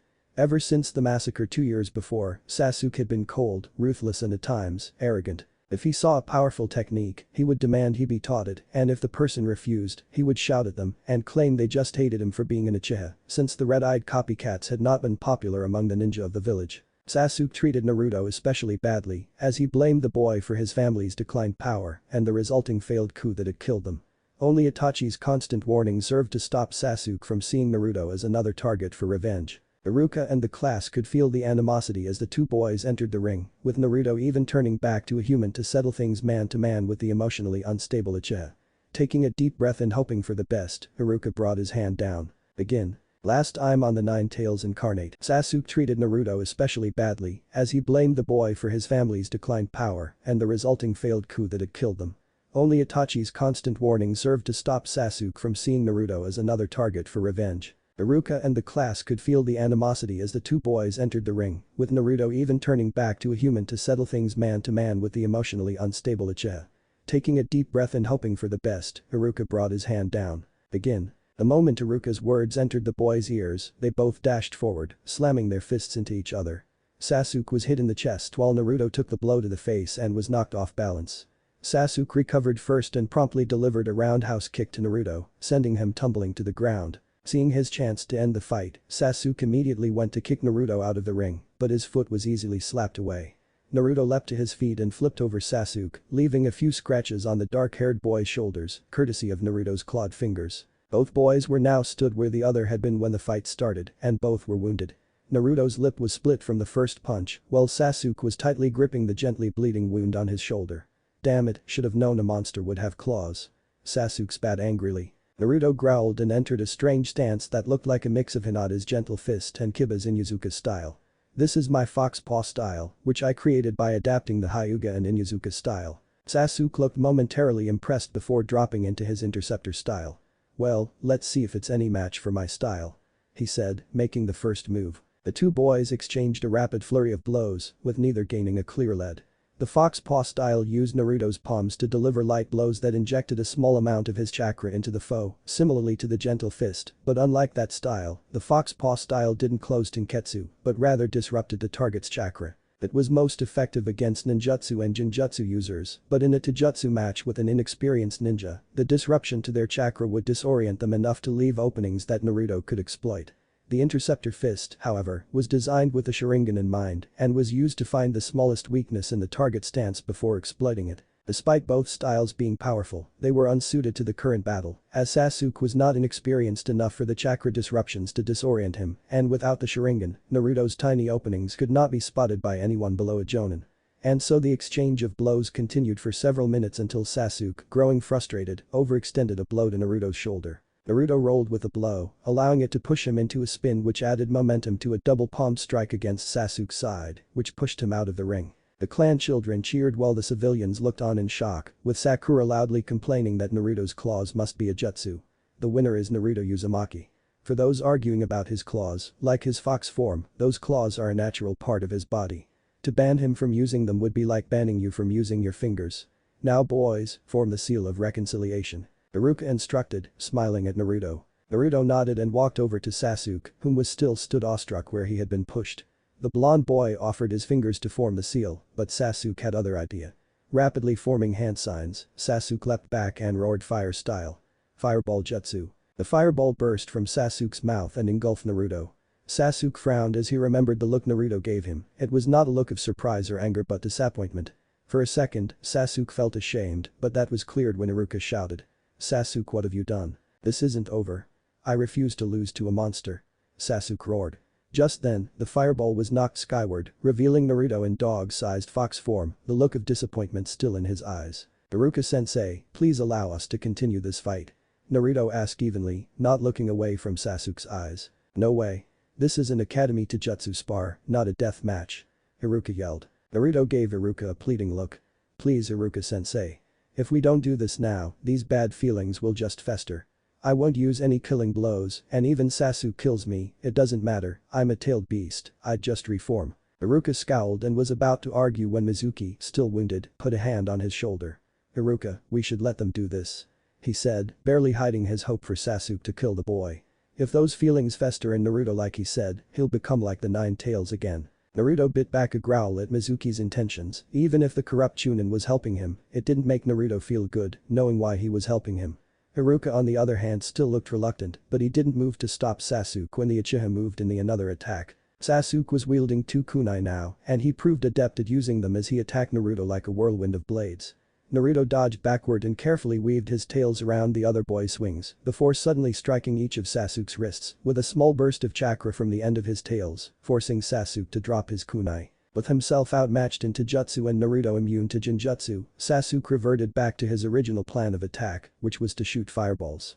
Unfortunately, Naruto was prepared for this and created his blue fox flames, which absorbed Sasuke's jutsu. Sasuke scowled and prepared another fireball, but he was interrupted when the blue fox flames changed shape. They all formed into small ghost-shaped flames complete with small hands and cackling grins. Foxfire style. Firefly spirits. Naruto roared before sending the fiery ghosts at Sasuke. The Uchiha was unable to dodge in time, and the 9 blue projectiles shot through his body, doing no damage, but burning away a large portion of Sasuke's molded chakra. "What the hell did you do to me?" Sasuke roared as he tried and failed to form more chakra. My Firefly Spirit's jutsu is made with Foxfire. Foxfire can't burn the physical world, but can burn the spiritual. I burned away your chakra while leaving some of my own in your system. You won't be able to form more until you either force my chakra out or I remove it," Naruto said, turning back to his human form. Sasuke screamed and cursed as he desperately tried to expel Naruto's chakra, but nothing he did worked. Mizuki scowled and left to get his own wounds healed, while Iruka and his students looked on with pity as Sasuke tried to get back in the fight. They all knew about the massacre, and while none but Hinata and Naruto knew the true reason for it, they all agreed that it had deeply scared Sasuke, whom was already emotionally unbalanced thanks to Fugaku's influence. "Sasuke, that is enough. I'll overlook your blatant attack this time, but I won't warn you again. Now come on, it's time to go inside," Iruka said, stepping forward to collect the Uchiha boy. Sasuke promptly ran away, not looking back as Naruto watched with sad eyes. Naruto could already tell by the spots on the ground that Sasuke was crying. With a deep breath, the fox made up his mind. It was time to end this pointless feud. Ignoring Iruka's shouts to return and Hinata's worried yells, Naruto raced off after Sasuke. Sasuke quickly noticed his follower and sped up, leading Naruto on a merry chase around the village. The chase led through the clan district, the market and even the outer training grounds, before ending at the top of the Hokage monument. Sasuke had led Naruto here, knowing that he merely had to leap into the trees below the monument and he would be able to escape the infuriating blonde. "Sasuke, wait. Don't jump," Naruto cried out, but Sasuke ignored him with a smirk and leapt from the edge of the third Hokage's stone head, ready to land in the trees below. Preparing for his landing, Sasuke began to channel chakra to his legs, but suddenly froze. His chakra was still locked up by Naruto's technique. In his anger, Sasuke had forgotten that he couldn't mold chakra right now, and what chakra had been spared from Naruto's technique was just enough to stop him from being exhausted and nowhere near enough to safely survive this fall. Even if he pushed himself to the point of exhaustion, his legs would still be irreparably damaged. He'd live, but he'd never walk again. Time seemed to stop for the boy as he realized that, no matter what he did, all his ambitions and his ninja career would end here. His family would go unavenged and Shisui would go unpunished, and why? Because Sasuke had gotten upset during a spar on his first day at the academy. Maybe it's better to just let it end. It's not like I'd ever surpass Itachi anyway, I couldn't even beat Naruto, Sasuke thought as he closed his eyes and waited to embrace oblivion. Sasuke suddenly felt an incredible warmth and the feeling of falling ended. For a moment, he thought it was over, that he had died, but that thought was washed away when he heard a crash and a yelp of pain. Opening his eyes, Sasuke found himself at the base of the cliff, surrounded by broken branches. The boy wasn't bleeding and he felt no pain, he could even move his limbs just fine. But how had he survived? Sasuke got the answer when he realized he was wrapped in 9 golden foxtails, all connected to Naruto, whom was in his half-human, half-fox form. Naruto's white t-shirt was ripped to shreds, and he was covered in cuts and welts that looked like the impact marks of sticks and branches. His legs were folded under him and were covered in ethereal white chakra. What happened? Sasuke yelled. Well, when your dumb butt jumped off a cliff, I had to save you. But I panicked and didn't use enough chakra in my legs or save any of my tails for me to land on, so I broke them. I'm just healing them up, I guess being a monster has its advantages. Naruto said with a weak smile, even with his face cut up by falling into the branches. Sasuke just stared at Naruto. This dopey blonde boy had just nearly killed himself to save him, someone who had viciously attacked him no more than an hour ago. Naruto was covered in cuts and bruises and had 2 broken legs, yet he still smiled at the one who had caused it, and all without a hint of anger or malice for Sasuke. Why? Why would you do that? If it had been the other way around, I'd have left you to die. Sasuke yelled, pulling himself from Naruto's tails and stalking over to the blonde. Naruto just chuckled, making Sasuke even more confused. What's so funny? He demanded, grabbing Naruto by the collar. Sorry, but those are some stupid questions. Of course I saved you. You're a comrade of the Hidden Leaf. Besides, even if I got hurt, I'd heal, and if I died, I'd just reform later, so why does it matter? Naruto asked. You idiot. Sasuke yelled, shaking Naruto, even if you reform, do you think life is that easy to just sacrifice? Do you think you're some kind of hero? Newsflash, idiot, there's no point saving someone who hates you. At that, Naruto's face became a picture of rage before punching Sasuke hard in the cheek. Sasuke recoiled but was caught by Naruto, whose legs had already healed. Stop being such an idiot. Do you really think it's easy to sacrifice my life? I may heal and I may reform from death, but I still feel pain. And let me tell you, that damn fall hurt like hell. Then why do it? Sasuke roared back. Because I am a ninja of the Hidden Leaf. Naruto declared. I may not have a headband yet, but I take this seriously. Being a ninja means being willing to die for the mission, for your village and for your comrades, even if your village and comrades hate you. A flash of pain appeared in the blonde's eyes. Ninja must always be willing to lay down their lives, even if they don't come back after like I do. But since I do come back and since I do heal, I can be the village's shield. I can make the sacrifice so my comrades don't have to die, so their loved ones don't feel the pain of their loss. I will bear all their pain, that is my ninja way. And let me tell you this, Sasuke, while I didn't like the Uchiha and I don't like you, I would have given my life with a smile if it meant saving even a single one of the innocents killed in that thrice-damned massacre. Now, for once in your life, stop being a stubborn ass and talk to me. I'm not as stupid as people think. I know people need to talk after suffering a lot of sadness, and I know you haven't talked to anyone.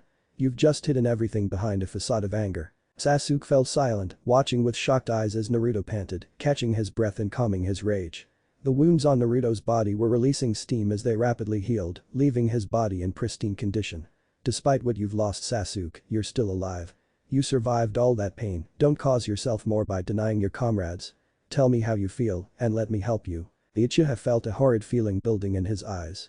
It was not the awakening of his Sharingan, no, this was something much more shameful for an Uchiha. These were the hot tears of grief. After everything Sasuke had said and done to Naruto over the last 2 years since the massacre, and even before that, the dopey fox boy was still willing to listen to him and was outright demanding that Sasuke spill his true feelings. The look of genuine concern in Naruto's eyes pushed Sasuke too far, and finally, the dam of emotion that Sasuke had built finally caved in. I'm just so sick of it all. Sasuke cried, tears beginning to fall. I spent my whole life trying to earn my father's respect and be as good as Itachi. I even began to hate you because I thought following in my father's footsteps would make him proud of me, but in the end it didn't matter. Now he's dead and Itachi refuses to help avenge him. Mother refuses to help avenge him. I have to be alone because no one will follow my path with me. That's not true, Sasuke. Naruto said gently, letting Sasuke go. Itachi and your mom just don't want you to go down the same sad path that the other Uchiha did. The third Hokage told me once that vengeance is like a curse, even if you fulfill your desire for revenge, it will just pass on to someone else. Sometimes all you can do is just let the pain go. Even if you don't get revenge, think of what you do have. Your brother and mother love you, and even the civilians praise you and give you everything you could want. Sasuke scoffed at that. Sure, the civilians may love me and think I'm going to single-handedly bring fame to the village, but the ninja despise me. They all think I'm just going to be another arrogant jutsu thief. Naruto began to laugh a bit, confusing the raven-haired boy. What's so funny about that? Well, for me it's the opposite. The ninja of the village love me and think I'm a hero waiting to happen, while the civilians think I'm a monster just waiting to kill them all. Naruto laughed. Even Sasuke had to laugh at the irony. Here they were, two boys that were loved by one half of the village and hated by the other half. They were both praised for things they hadn't yet done and hated for crimes they never committed. TCH, look at us, the losers of the leaf. You got that right. But still, it's up to us to decide what we'll become. Whether we become heroes, monsters, jutsu thieves or something else entirely, it's our choice. But just because it is our choice, doesn't mean we have to make it alone. Naruto smiled, offering his hand to Sasuke. What do you say? Do you think we could be friends? Sasuke looked at the outstretched hand skeptically for a moment before smiling. I guess I could agree to that. I've never really had a friend before, so you'll need to show me how it's done. He grinned as he took Naruto's hand. That is, if you're up to the challenge, Foxy. Anytime, Britty. Naruto grinned. Since we're friends now, I want to show you a secret. Can you keep a secret? Sasuke nodded. Hey, if you promise not to tell anyone that you saw me cry, then I'll keep any secret you want. Naruto chuckled and directed Sasuke to follow him back to the top of the Hokage monument, though not before removing his chakra from Sasuke's system. Once they reached the top, Naruto put his hand on the top of the fourth Hokage's stone head and channeled some chakra. An intricate seal appeared for a moment before a large square piece of stone rose out of the statue head and moved aside, revealing a tunnel into the mountain. It's in here. This is my sanctuary. Only Hinata-chan, Old Man Hokage, Uncle Hiashi and Auntie Tsume have been in here. Naruto explained as he motioned for Sasuke to follow. This is a weird place. Sasuke commented as they walked down the dark hallway, using a bowl of Naruto's foxfire to light the way. At the end of the hall was a strange wooden door, coated in seals and talismans. Naruto gently bit his thumb and wiped a bit of blood on the door, which then proceeded to vanish like it was never there. Following the blonde into the dimly lit chamber, Sasuke gasped at what he saw. The room held two strange trees, each with a trunk hollowed out and filled with resin which had hardened into golden amber. Inside each tree, sealed within the amber, was a human being. One was a red-haired woman, and the other was a blonde man that looked eerily like Naruto. Well, Sasuke, let me introduce you to Minato Namikaze and Kushina Uzumaki, my parents. Last time on the NineTailsIncarnate. The room held two strange trees, each with a trunk hollowed out and filled with resin which had hardened into golden amber. Inside each tree, sealed within the amber, was a human being. One was a red-haired woman, and the other was a blonde man that looked eerily like Naruto. Well, Sasuke, let me introduce you to Minato Namikaze and Kushina Uzumaki, my parents. Sasuke didn't know whether to stare and the two crystallized humans or their tailed beast's son. The boy didn't know how to react to friends in normal situations, so how the hell was he supposed to react to something crazy like this? Then suddenly, the names Naruto had said clicked in his head. Wait, Minato Namikaze and Kushina Uzumaki. Those are their names? Sasuke asked. Naruto nodded. Yep. My dad is the fourth Hokage, but that's a super SSS rank secret, so don't tell anyone. And my mom used to be an amazing kunoichi with a really cool bloodline ability. She could make chains from her chakra. I've been hoping I'd get that power too, but it hasn't shown up yet. I can't believe it, you're the kid of the fourth Hokage and my mom's old teammate, Sasuke muttered, now officially dumbstruck. If he hadn't already been through an emotional roller coaster that day, the Uchiha doubted he would have believed this was real. Oh yeah, Auntie Hikari said that she used to be on a team with my mom and your mom. They were supposed to be one of the only all-kunoichi teams in the Leaf Village. Naruto grinned as he wagged his fox tails. Sasuke smiled. My mother is always telling me stories about how crazy Kushina used to be. I know I can't tell anyone about your dad, but can I at least tell mom about Kushina? It would make a good peace offering when I go to apologize to her. My mom is known to the council already, so I think that'll be okay. What do you need to apologize to your mom for? Naruto asked. Pretty much the whole last 2 years. Mom and Itachi were mourning too, yet I acted like a brat to them. I also made an ass of myself to the council more than once, so I'll need to apologize to them too. Though I bet the civilians will just say that I did nothing wrong. Sasuke muttered, feeling suddenly bitter about the civilians of the council. He had started feeling it after Naruto told him how they treated him. Is this feeling empathy for a friend? He thought. Well, I've got to report to the council this afternoon anyway to let them know how my first day went. They always want to know everything about my life, with me being a precious treasure or a wild beast, depending on who you ask. But you can come with me if you want. Naruto offered. Sasuke nodded. With everything that happened, classes must be over by now. Do you want to head straight to the council? Naruto grinned mischievously. Yeah, and I have an idea for welcoming the council to the chamber, and you're gonna help me. The dark-haired boy paled at this. Why do I get the feeling that I've just walked into a dangerous situation? Naruto just kept laughing as he led Sasuke out of his parents' stasis chamber. The two boys ran to the Hokage tower, making sure that no one saw them as they snuck in and up to the council chamber. As expected, it was empty since there was still a good few minutes before the council was due to gather. Perfect. Hey Sasuke, I'm gonna teach you something really cool. Trap storage seals. Trap storage seals. You didn't show anything like this in the assessment. Sasuke said, tilting his head quizzically. Well, a ninja has to keep some secrets. Plus, when I use them for pranks, I can deny any knowledge of it. Anyway, they're pretty simple, just paint the seal onto a surface, place what you want to seal in it on top, and then add chakra. Then when you form the release hand sign, the seal will release the item it's stored. Naruto explained before showing a drawing of the seal to Sasuke. Sasuke examined it closely for a few minutes before nodding. Okay, I've got it. But what are we gonna put in them? Naruto smirked and revealed a handful of small bomb-like objects. These are my Naruto special. Here's what we're going to do, paint the seals on the ceiling above the Elder Council, Civilian Council and Jonin Haruno seats. I've got something else planned for the clan heads and the rest of the Jonin, so I'll handle them. Sasuke nodded and took the Naruto special bombs and some ink and a seal brush from Naruto. The Uchiha didn't know where he got these from, since they'd never fit in the blonde's green shorts and his shirt had no pockets. Ignoring this for now, Sasuke got to work on his part of the prank. It didn't take him long, and once he'd finished all the seals and placed the bombs in them, Naruto did a couple of hand signs and made both his and Sasuke's seals vanish. The Uchiha boy was about to comment on this when he noticed black ink on the end of each of Naruto's tails. You write seals with your tails? He asked. Yep.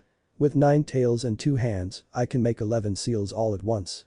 Besides, my tails are steeped in tailed beast and Uzumaki chakra, which makes them great for seals.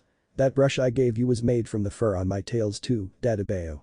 Naruto grinned, letting his vocal tick out again. He didn't do it often anymore thanks to a bit of training from Hiashi, but it still came out when he was excited. Sasuke looked at the brush in his hand, and sure enough he could see some familiar gold coloring beneath the ink on the brush. He offered it back to Naruto, but the tailed beast boy shook his head. Consider it a gift. Was all he said before directing Sasuke to follow him out of the room. After waiting on the roof of the Hokage tower for 15 minutes, an Anbu with a cat mask appeared before the idly chatting Naruto and Sasuke. Naruto Uzumaki, the Leaf Council requests your presence. She said. Thanks Nico, I'll head there now. Naruto smiled. Nico nodded and disappeared in a flicker. Well Sasuke, ready for the show? This should be good. What's the signal for me to release my seals? Sasuke asked with a smirk. It'll be when I say. Cake. If I say that word, drop the seals. Naruto grinned like a Cheshire cat. The two boys excitedly ran to the council chambers, pausing so that they could compose themselves and not give away their plan. Alright, show time. Naruto pushed open the doors and walked in, Sasuke following close behind and shutting the doors behind him. Not only was the entire council gathered, but Mikoto Uchiha, Hikari Hyuga, Haruki Umino and Mizuki were all waiting as well, likely to hear about the fight between Naruto and Sasuke. Hey everybody, how you doing? Naruto said cheerfully while Sasuke gave a polite bow to the council. Ah, Naruto-kun, it's good to see you and Sasuke-kun in good condition. When I heard about your little spat, I was a bit worried. Hiruzen said with a grandfatherly smile. No need to worry Gramps. We're both just fine. Our first day at the academy was a piece of cake. The moment the words left his mouth, Sasuke formed a silent seal behind his back, releasing the seals above the elders, civilians and Haruno. The seals appeared before dropping the Naruto special bombs on the heads of their victims. Each one suddenly transformed into a fully iced layer cake, which splattered onto the heads of the council. Outraged yells followed this as the clan heads, Hokage and Jonin suppressed their laughter. Oh Naruto, Hikari muttered, trying to keep her own laughs in. You damned brat. Have you no respect for those above you? Jonin Haruno spat, wiping the cake from his purplish pink hair. Actually, I think you'll find Naruto was not the maker of those seals. Danzo said with a small smile as he stood up, suspiciously cake-free unlike his fellow elders. He revealed the bomb in his hand, which he had caught before it touched him, and then with skill gained through decades of training and experience, he flicked the bomb directly at Sasuke. Sasuke yelped as the bomb exploded in his face, covering him in cake. Naruto, Mikoto and Itachi all openly laughed, while the Jonin and clan heads had to try even harder to hide their mirth. Okay, I guess I deserved that. Sasuke frowned as he pulled cake from his eyes. Indeed you did. I must say, I never expected you to help with one of Naruto's pranks. The Hokage smiled. Well, it is the nature of a leaf ninja to help their friends, right? Sasuke said with a faint blush under his mask of cake. Itachi beamed at his little brother and Mikoto looked ready to cry from happiness. Even without Sasuke saying more, they knew what this meant. After 2 years of misery, they finally had their Sasuke back. Wait, Uchiha-sama really did help make these damn things. I can't believe that. Homura growled. Well, Naruto made the bombs, Sasuke helped make the seals. It was his chakra that made them and he was the one who released them. Danzo said with a laugh. Secretly, he was elated. With Sasuke and Naruto now friends, if Danzo's plan to keep Naruto loyal ever failed, they'd have an Uchiha close to him that could hopefully tame him. Oh. That reminds me. Naruto said, activating his own seals. A series of small pops could be heard, and a single rose fell onto the desk in front of each of the clan heads and friendly jonin. Ever the showman, eh Naruto? Kakashi said with an eye smile as he threw the rose at Naruto's feet. The others followed suit, and Naruto bowed like an actor on a stage. At a bit of urging, Sasuke rolled his eyes and joined in. If your ninja career ever fails, at least you have a good backup as a stage magician. Sasuke teased. Yes, this little show was amusing, but it is time to get serious. Naruto, clean up. Hiruzen ordered. Naruto simply nodded and formed another hand seal. Instantly, all the cake and roses transformed into a single leaf each, which Naruto quickly dashed about and picked up. At Sasuke's curious look, Naruto grinned. It's my fox transformation. Leaf charm. I can turn leaves into anything I want by pouring in some chakra. Pretty cool, huh? But the leaves gathered, Hiruzen had Naruto describe everything that happened on his first day at the academy, from the introductions to the assessment tests, to the fight with Sasuke and what happened afterwards. He only left out the visit to his parents' stasis chamber, but he did mention telling Sasuke who his mother was, which made Mikoto ecstatic. Sasuke looked disappointed and regretful through much of report, though he perked up when Naruto said that he and Sasuke were now good friends. I see, you had quite the day. Haruka, Sasuke-kun, anything to add? Hiruzen asked, keeping a neutral expression. No, Hokage-sama, Naruto told you everything. Though I will say that seeing Sasuke now compared to how he was earlier, it is hard to believe they're the same person. He seems genuinely remorseful. Haruka said. I see. And Sasuke-kun, do you have anything to say for yourself? Even if you made up afterwards, you did attack Naruto-kun outside of a sanctioned match, and that is a serious offense. Hiruzen said firmly. The civilians began to look panicked. They didn't want to see their hero being punished just for attacking the demon boy. Hokage-sama, surely given his emotional trauma you can forgive this, can't you? We all know that it was the Nine Tails that began the unrest with the Uchiha which led to Sasuke-sama's suffering, so is it any wonder he attacked the Creator boy? Haruno said. That is not an excuse. Shouted Sasuke, much to the council's surprise. Naruto is not the same Nine Tails that caused the Uchiha's problems. He even told me that he'd have given his life to save the innocent slaughtered by Shisui. Naruto is a ninja of the leaf and my friend, so I won't let you treat him like a monster. Naruto smiled broadly and put a hand on his friend's shoulder. Thanks Sasuke, that means a lot to me. The civilians were too shocked to argue against Sasuke, and both the clan heads and the friendly jonin began to wonder if they had misjudged the young Uchiha. Sasuke. Itachi began. Does this mean you have let go of your hatred? He asked hopefully. I can't say that I don't still hate Shisui. It still hurts so much whenever I think about what he did. But it's not right to act the way I did. I am sorry. I am truly sorry for everything I have done. Sasuke said, bowing his head to the entire council. Please, forgive me. Mikoto couldn't keep her emotions inside anymore and burst into happy tears as he ran forward and embraced her son, whom for the first time since the massacre, returned the hug with tears of his own. Hiruzen sighed and shook his head, relieved that Sasuke was not being consumed by hatred any longer. The old man just wished it hadn't taken a fight with Naruto to snap him out of it. Sasuke. The old Hokage began. I visited you before you signed up for the academy. I asked what you would do with the skills you cultivated as a ninja. Has that answer changed? Still in his mother's grasp, Sasuke nodded with a new, determined look. Yes, Hokage-sama. I still want to hunt down Shisui, but not for revenge. I want to bring him back to the leaf to face justice for what he's done. And, I want to fight and grow stronger so that I can protect the village and my friend. Naruto's got it in his head that he can just throw his life away all the time to save others, so I'm going to get stronger so he doesn't have to get himself killed. Naruto laughed a bit but gave a grateful smile to his new friend. Thanks, Sasuke. And you don't have to worry, when you go after Shisui, I'll be right by your side. If it's the two of you, I think you may actually succeed. Itachi said, imagining how powerful the two would be. Madara Uchiha was immensely powerful when he used the Nine Tails as a tool. Imagine how great the two of you will be fighting as friends instead of as a master and his slave. That thought made them both grin. The idea of being stronger than one of the legends of the leaf was an amazing one indeed. Well, considering everything that has happened, I think I will leave Sasuke's punishment to Iruka and his mother. The attack may have been a serious offense, but since it led to a good outcome, I will forgive it this time. Hiruzen declared, effectively silencing any and all arguments that may have been forming. Iruka, with Mizuki trailing behind, approached Sasuke with a small smile. Normally, you'd be in detention until you made genin for this stunt, but like I said earlier, I will let you off with a warning. Study hard and be a good student Sasuke, and you too Naruto. I'm going to be expecting a lot from you. Oh. And after the assessment test, the two of you are tied for the top shinobi position, and Hinata is currently occupying the top kunoichi position. You should be proud Hyuga-sama. The Ashi and Hikari both wore proud smiles as they nodded their thanks to the departing teacher. Unfortunately, Naruto wasn't so glad. Damn. I was supposed to get ramen with Hinata-chan after class. I forgot all about it. She's going to be so mad, he said fearfully. It can't be that bad. Hinata seemed pretty even-tempered to me. Sasuke commented. Oh no Sasuke, you have no idea how worked up my eldest daughter can be when she gets mad. Hiashi grinned, knowing he was teasing Naruto. I passed her on the way here and she did not look happy. Naruto went white as a sheet and bolted out the door. Sasuke just stared in the smoke he'd left in his wake before the blonde boy suddenly ran back and grabbed him. If I'm getting it from Hinata-chan then so are you. Naruto declared before dragging the Uchiha off with him to meet their fate. The parents among the council laughed to themselves. Oh, to be young again. When Naruto and Sasuke reached a Hyuga compound, they found a Hyuga maid playing with a little girl with long brown hair and cute round face. Naru-kun, Naru-kun. The 2-year-old Hanabi shouted, running over to the blonde boy. Not Ani-chan's mad at you. That made Naruto gulp.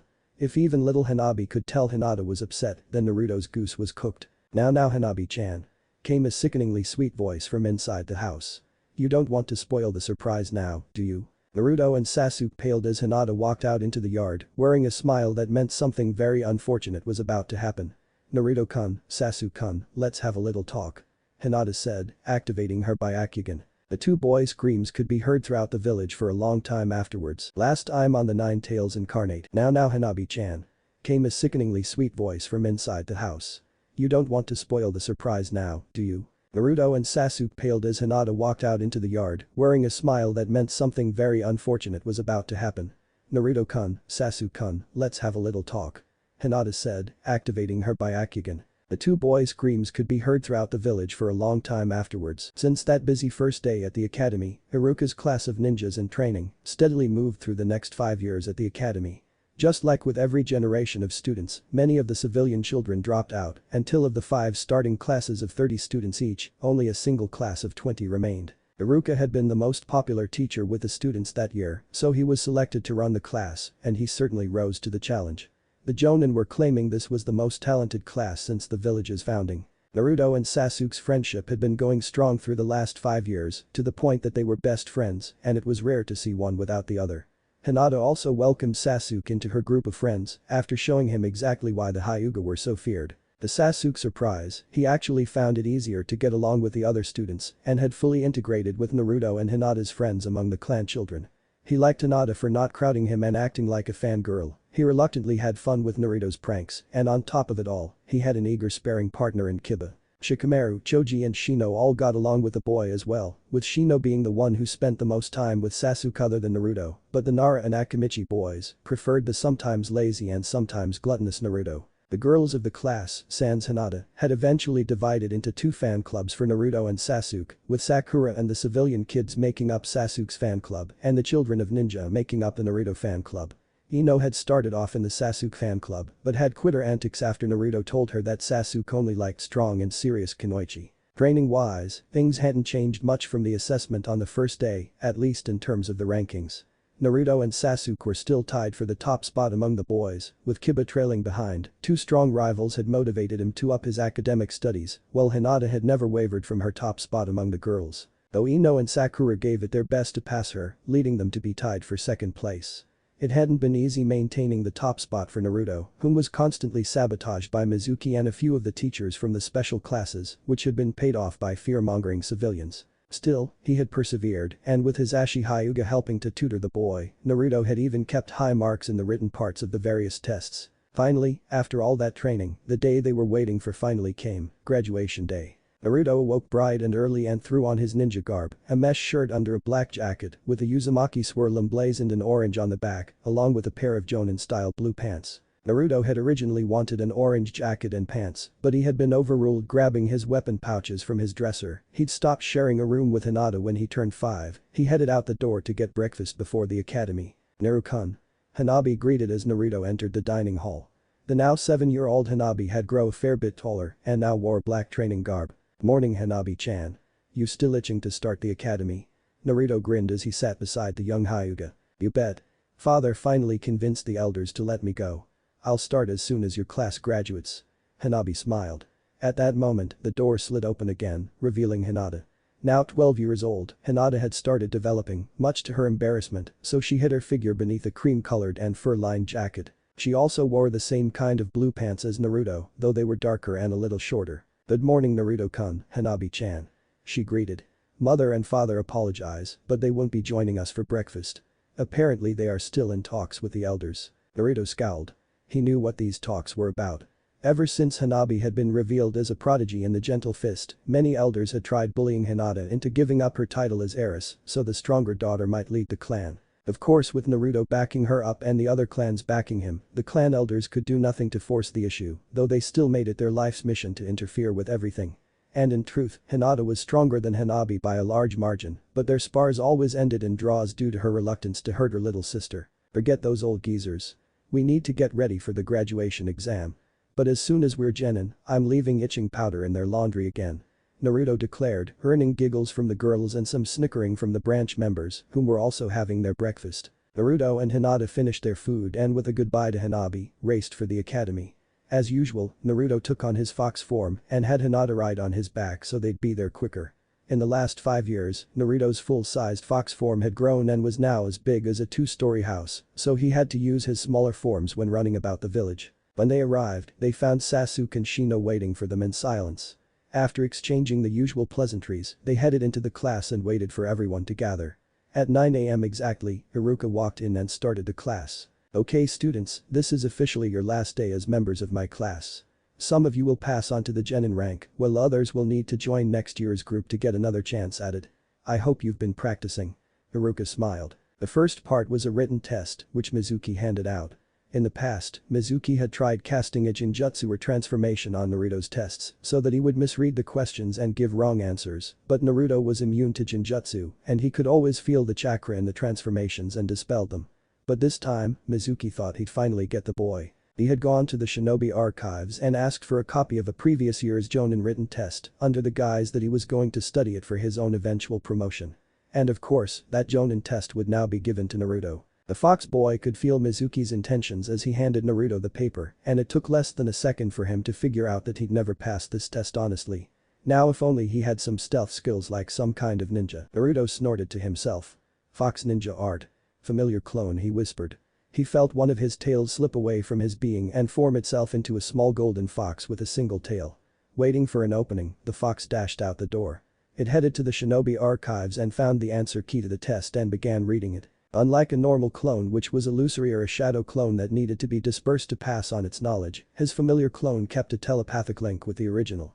The downside to the jutsu was only being able to make one clone for each tail he had, and since he had to maintain at least one tail to keep himself alive, Naruto could only make 8 of these clones. Now all that remained was to put on a show of struggling to make sure Mizuki didn't notice anything fishy.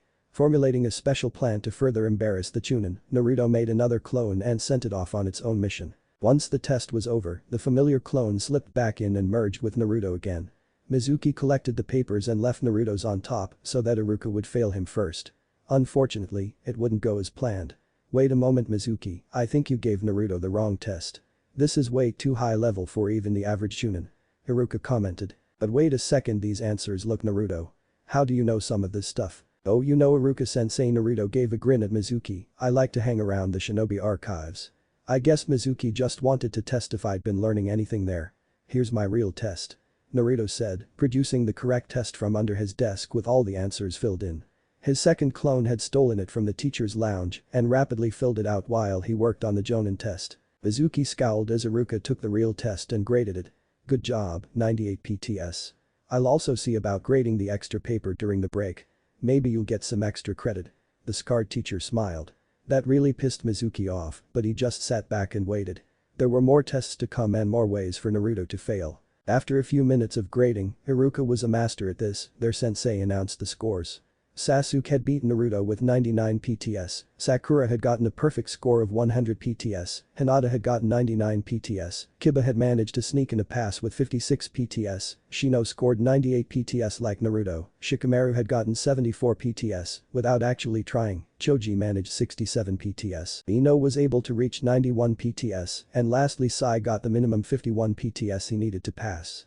Sai had been ordered by Danzo to become dead last so that he would be placed on a team with the Rookie of the Year, which would almost certainly be Naruto or Sasuke. But the test scores read out, everyone prepared for the Bukijutsu test, with many students hoping to make up for their failed written tests with good scores here. After the Nine Tails attack, the Leaf Council had ordered an expansion in many academy courses to better prepare them for future incidents, and one of those was the upgraded Bukijutsu course. Every student was required to learn Shuriken Jutsu and at least one other weapon style of their choice. This made the weapons test a bit hard to grade, but thankfully, the weapon tutors had all been given the day off for the test. First came the Shuriken Jutsu test, simply hit as many of the 8 kill spots on the mannequin as you can. Of the 10 most talented hopefuls, the lowest score was Kiba with 4 8 Shuriken hits and 6 8 kunai hits. Sai matched him, and everyone else was able to get at least 6 hits with each weapon. Sasuke, Hinata and Naruto all got perfect scores thanks to their skilled eyes and their practice. Next was the specialized weapon test. To pass, the student's tutor must rank their skill to be at least low genin level. Sai was first and reached low genin level with the Tanto from an Anbu tutor. Then came Shikamaru, whom used trench knives to low genin level, much to the annoyance of his tutor, Asuma Sarutobi, whom knew he could do better. Doji used a bow staff similar to his father's, while Ino used a spear, and both managed high genin scores from Choza Akimichi. Shino opted to use 2 miniature crossbows that were hidden in his sleeves and was able to use them to high chunin level thanks to his father, Shibi Aburam's tutelage. Kiba and Naruto went next, since they had chosen the same weapon, clawed gloves, since they complemented their fighting styles. Tsume and Yuzuka had been their tutor, though it was Hana, Kiba's sister, that had come to judge them in the place of her mother. Kiba went first and donned his gloves, which were bigger and bulkier than Naruto's. In mere seconds, he shredded the target dummy and left only a tattered pile of wood and cloth. He was scored as a low jonin with them by his sister, whom looked fairly proud. Naruto went next, and his gloves were much smaller and only had metal parts on the actual claws and a single plate on the back of the hand. Despite the smaller size, Naruto was able to wield them just as well, and he joined Kiba with a low jonin score. Hinata went next and her weapon was a bow, which she had trained in with her mother. Another Hyuga was here today to judge her, since Hikari was busy with the clan elders, but it didn't matter to Hinata, present or not, she'd make her mother proud. Wielding her ivory white bow, Hinata dashed around the target dummy and riddled it with arrows. 3 hit the head at different angles, 2 hit the throat, 2 more hit the heart, 1 hit the back, which would have severed the spinal cord, and a final arrow hit the dummy below the belt, which made the boys in the class shudder. She was scored at high chunin, which Hinata was happy to accept. Sasuke and Sakura were the last of the skilled students to show their skills. Sasuke had opted to learn swordsmanship, specifically with a Chikudo-style blade, from Heiichi Echo, and he had taken to it like a fish to water. He was able to destroy his dummy with precise and high-speed strikes, leaving no wasted moves, which earned him a mid-jonin level skill. Sakura, on the other hand, had surprised many when she revealed that her skill with twin tantos held in the reverse grip managed to get her a high chunin score from her uncle Kisuke, whom watched with a stoic expression as the pink-haired girl sliced apart her dummy. The rest of the students either managed low to mid-genin level, if they passed at all, with katanas or dual blades, which had been chosen because they looked cool and not because they complemented the student style. Many students who had done badly in both the written and Bukijutsu tests were allowed to leave at this point as they wouldn't be able to make up enough points in the last 4 tests to pass.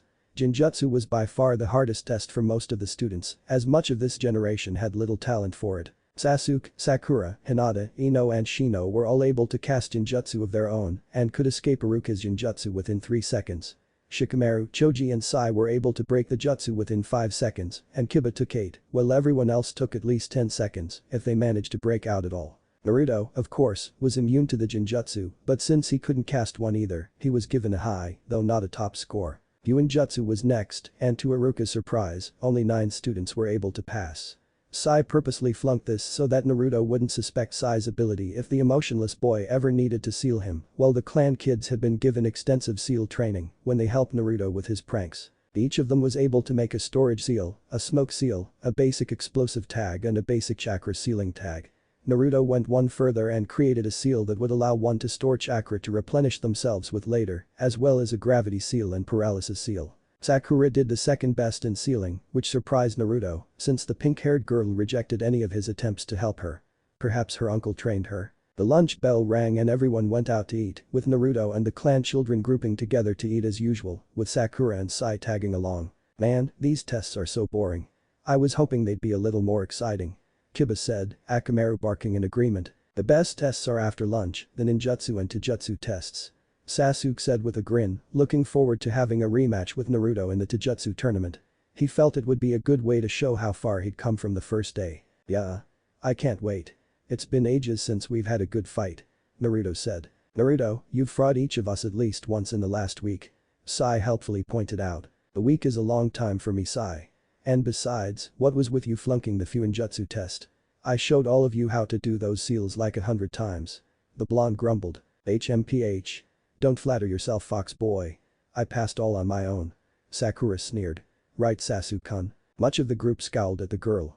She was always fawning over Sasuke and pretty much did nothing else, aside from badmouthing Naruto. No one knew why she had such an axe to grind with a lovable prankster. Unlike some of the other kids who hated him, she had no relatives that died in the Nine Tails attack, she wasn't born until a month later, and her parents had died in a construction accident a year after.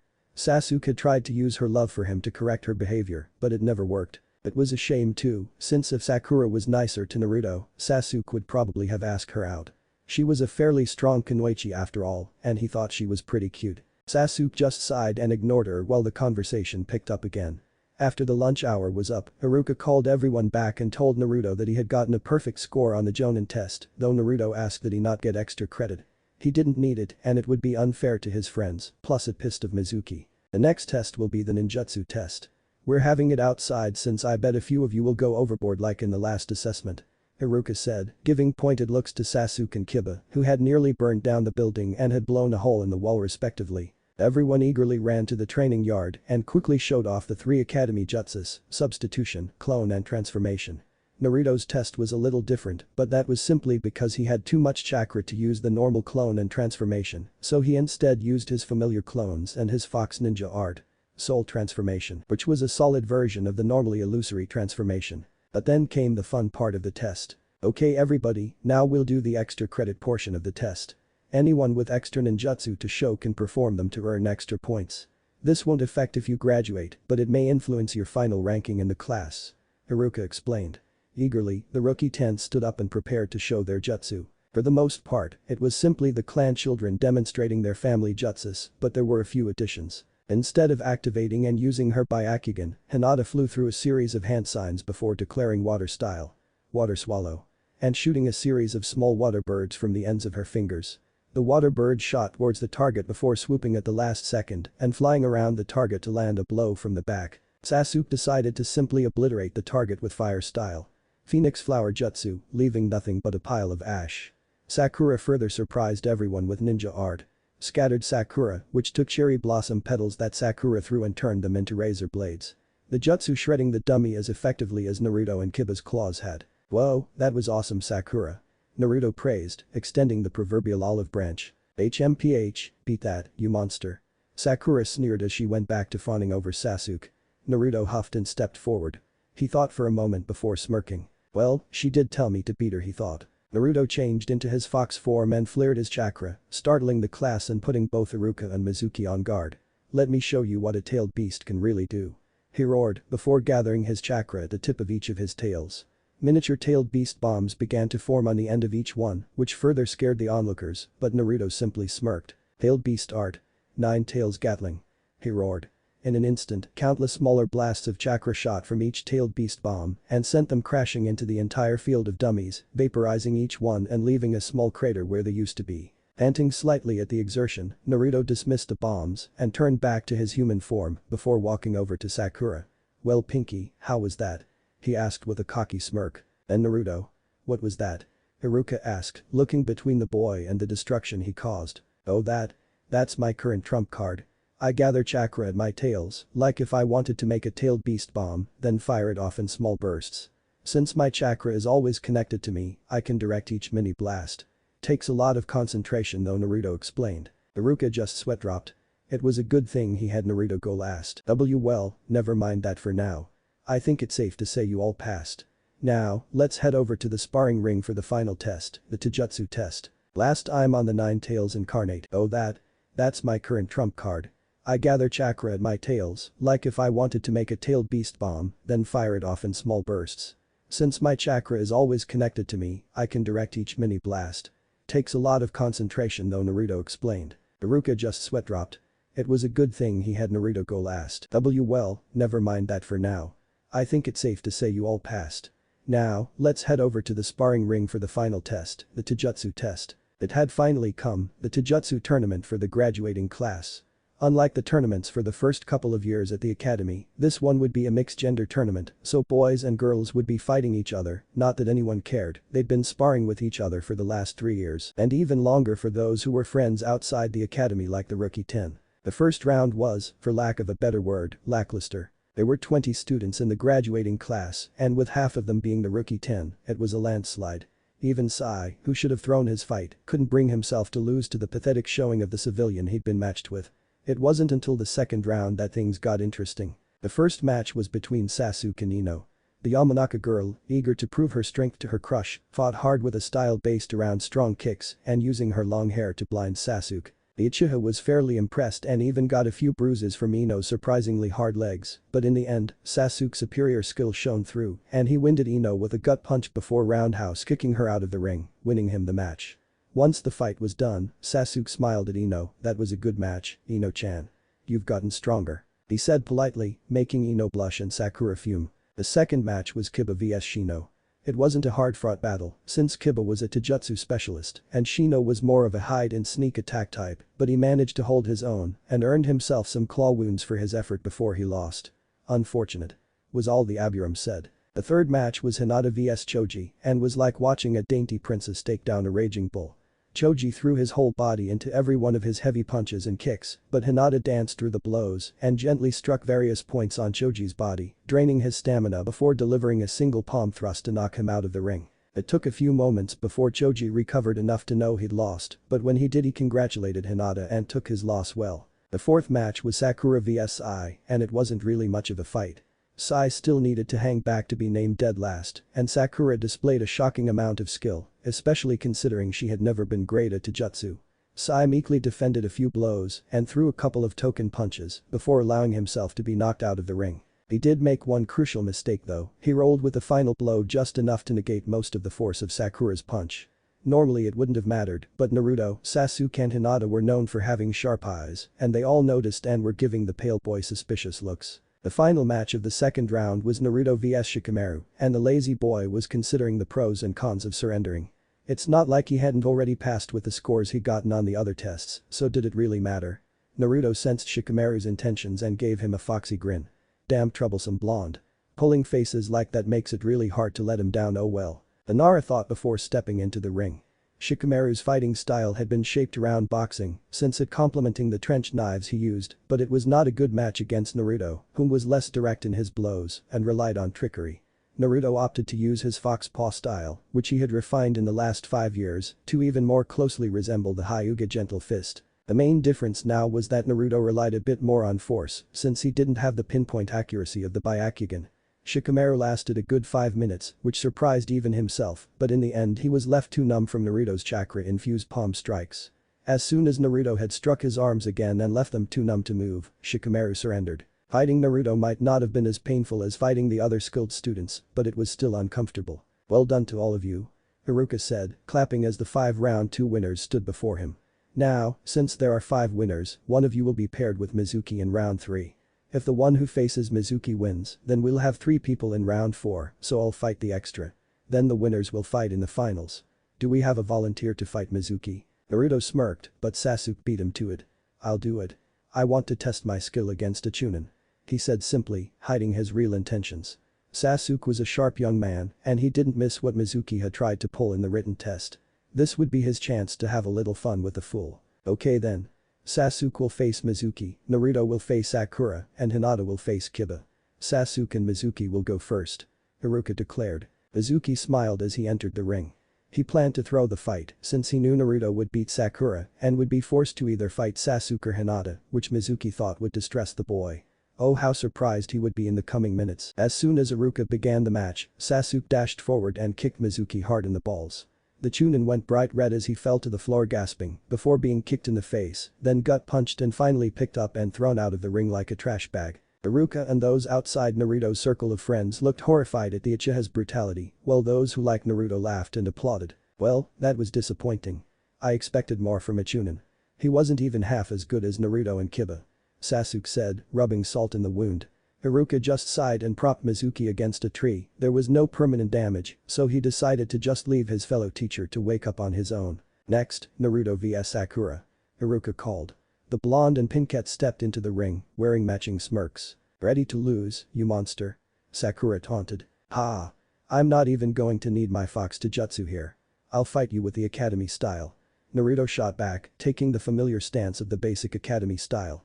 Most of the students, including Sakura, had either abandoned or altered the academy style into something that suited them better, since anyone with 5 minutes of experience could destroy the academy style. Losing to it as a genin hopeful would be very embarrassing. The fight began as Sakura leapt at Naruto with a high kick.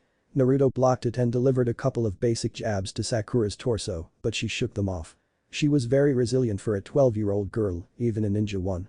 Naruto smirked as Sakura charged him again, using a high-speed flurry of punches to try and overwhelm Naruto. Sakura's fighting style was designed to knock out the opponent as quickly as possible, with heavy strikes to their vital areas, but the academy style was designed to teach ninja and training how to protect those areas, and combined with Naruto's natural hardiness, Sakura couldn't break through. Damn it, how are you so tough? She yelled, nursing her bruised knuckles. I train my body by fighting multiple tough opponents at once. I've been getting the crap kicked out of me by Hinata, Sasuke and Kiba since we started training. Compared to those three, your attacks might as well be a gentle breeze. Naruto smirked. Sakura saw red, how dare this filthy monster look down on a human like her. She'd make him pay for that. I'm going to kick the crap out of you.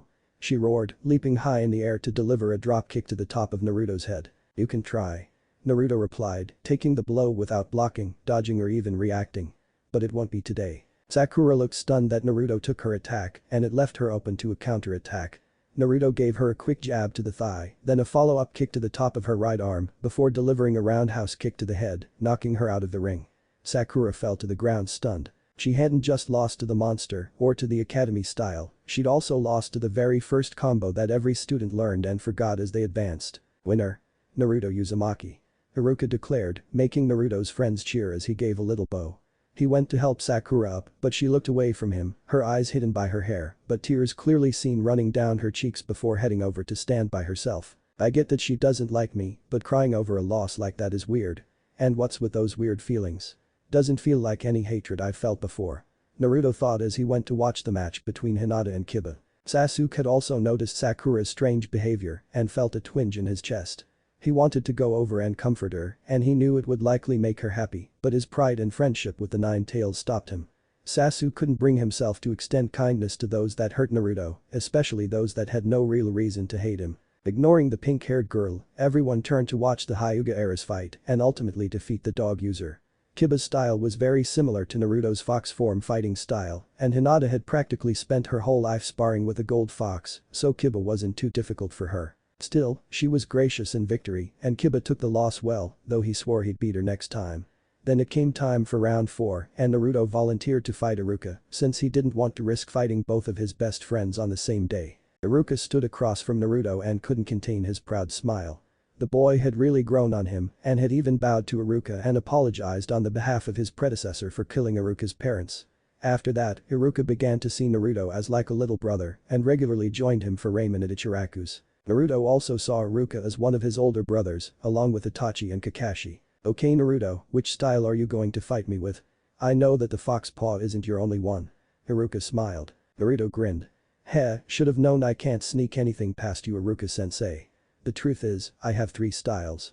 Fox paw is meant for more defensive combat and to defeat enemies with minimal harm. But my fox claw style is based on the Inuzuka style and is much more aggressive. Think you can handle it? The boy asked with a teasing smirk. The scarred teacher nodded and entered a Chunin combat stance. Come at me. Naruto didn't need to be asked twice as he dropped into a copy of the Inuzuka style stance and attacked with a series of rapid slashes. Iruka backstepped to avoid the swinging claws before sidestepping around the advancing boy and aiming a chop to the back of his neck. Naruto flipped and kicked at Iruka's hand, cutting it with the claws on his toes. Iruka cursed himself for forgetting that all of Naruto's nails, not just the finger ones, could sharpen into claws, but he wasn't given the time to dwell on his mistake as Naruto put his hands on the ground and spun himself around, striking Iruka's right side with a devastating spin kick. Iruka took the first couple of blows, but when Naruto started to slow down, he suddenly grabbed the boy's ankle and lifted him into the air. Naruto squirmed in the air for a moment, weighing his options before deciding to swing himself at Iruka, slashing at his chest, cutting through his vest, and just barely scraping the skin beneath it. The sting of the light cuts made Iruka flinch and loosen his grip, allowing Naruto to strike the man's fingers with his free foot, forcing him to drop the boy. Iruka recovered and kicked Naruto hard before he hit the ground, sending him flying. Naruto would have flown out of the ring, but he managed to dig his claws into the ground at the last minute, leaving him doing an awkward handstand at the edge of the field. "Nice try, Iruka-sensei, but I'm not done yet," Naruto shouted before leaping to his feet and running at his teacher on all fours like a fox. He went to slide between Iruka's legs to strike him from behind, but his sensei was prepared for this and slammed his palm down on Naruto's side as he slid below him. Naruto cried out but kicked himself back to his feet and swung at Iruka with his right hand. Iruka easily dodged back, but Naruto went with a blow for a moment before bending his arm and hurtling himself backward into Iruka with his elbow. Iruka blocked it with both hands, but the force of the blow pushed him back a bit before Naruto leapt away to gain distance. As Iruka watched Naruto pant, he saw a smirk cross the boy's features. Looking down, he could see why. That last blow had pushed him back just enough for him to be out of the ring. "Well, it was a fairly hard-fought match, but it looks like you win, Naruto. Good job." Iruka smiled, ruffling the blonde's hair. Naruto bowed with a big grin before running over to his friends, whom all praised his victory. Naruto didn't like to be arrogant or cocky, but he couldn't deny that after all the insults the village threw at him, he enjoyed being praised for his skills. Still a bit sore from the wounds inflicted by Naruto, Iruka moved back to his place beside the ring and called the next match, which was between Hinata and Sasuke. The two Dojutsu users moved to the ring and gave each other a respectful bow before entering their family stances.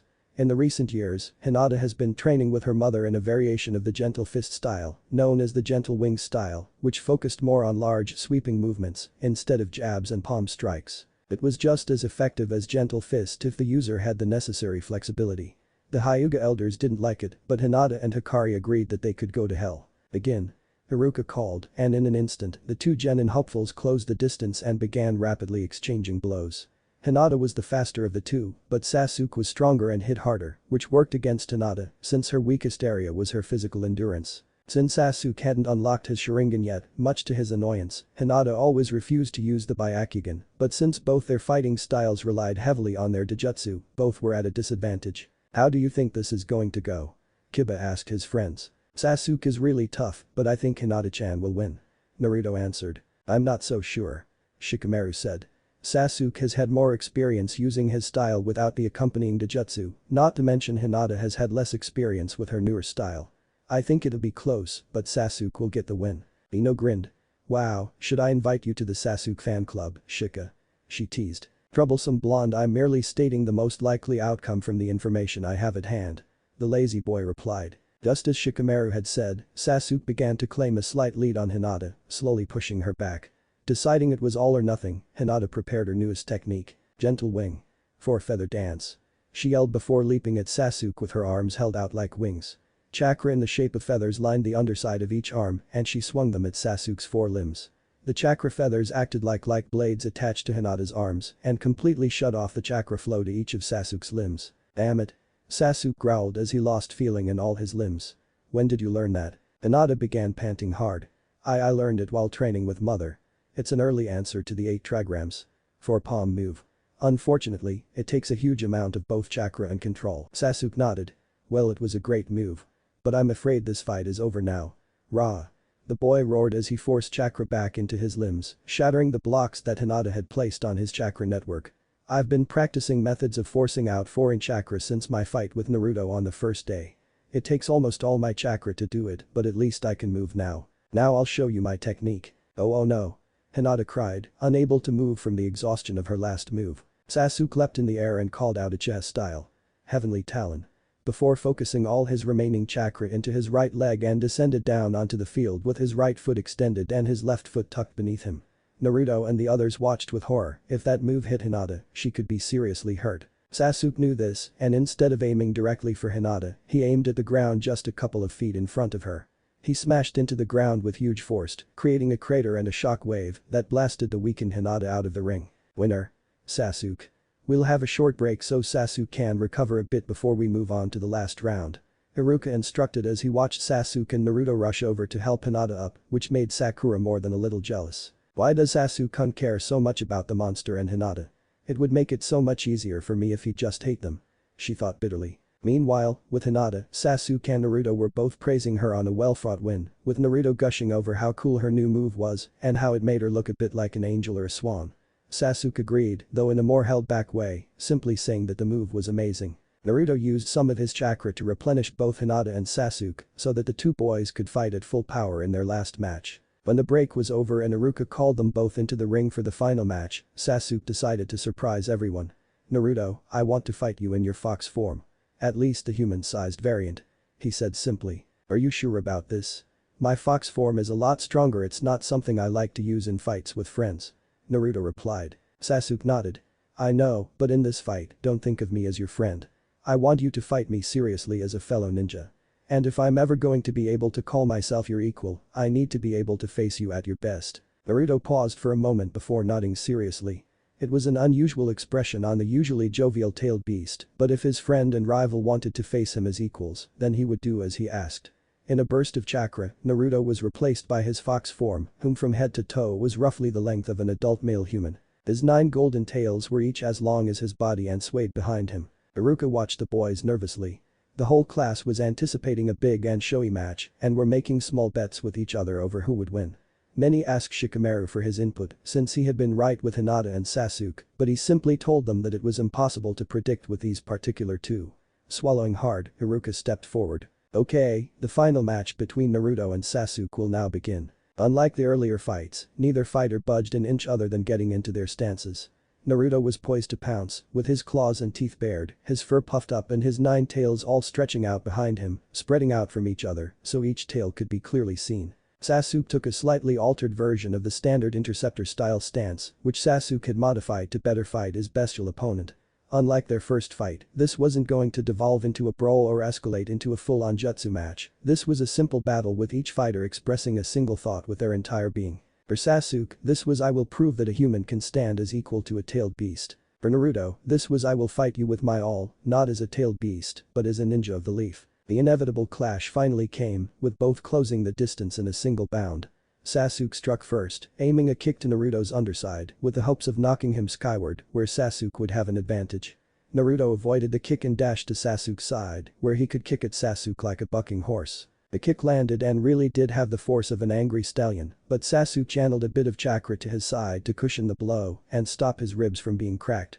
With the blow's damage made manageable, Sasuke was able to endure it and grab Naruto's legs with the intent of swinging him around and throwing him out of the ring. Naruto clawed at the ground and wrapped his tails around Sasuke, but the Uchiha was strong enough to remove the fox from the ground and begin swinging him around. "Crap, he's gonna throw me out. Think fast. Wait, I know what to do," Naruto thought, suddenly donning a foxy grin. He unwrapped his tails and positioned them around Sasuke like each one was the fang of a beast and the Uchiha was in its jaws. Focusing chakra to each tail tip, Naruto quickly jabbed the tails into the 8 vital points on Sasuke's body, with the 9th being poised to help Naruto catch himself when Sasuke released him. Normally, a blast of chakra to each of the vital points would kill the recipient of the attack, but the chakra was severely scaled back and the tails had only jabbed lightly, stunning Sasuke and making his body spasm for a moment.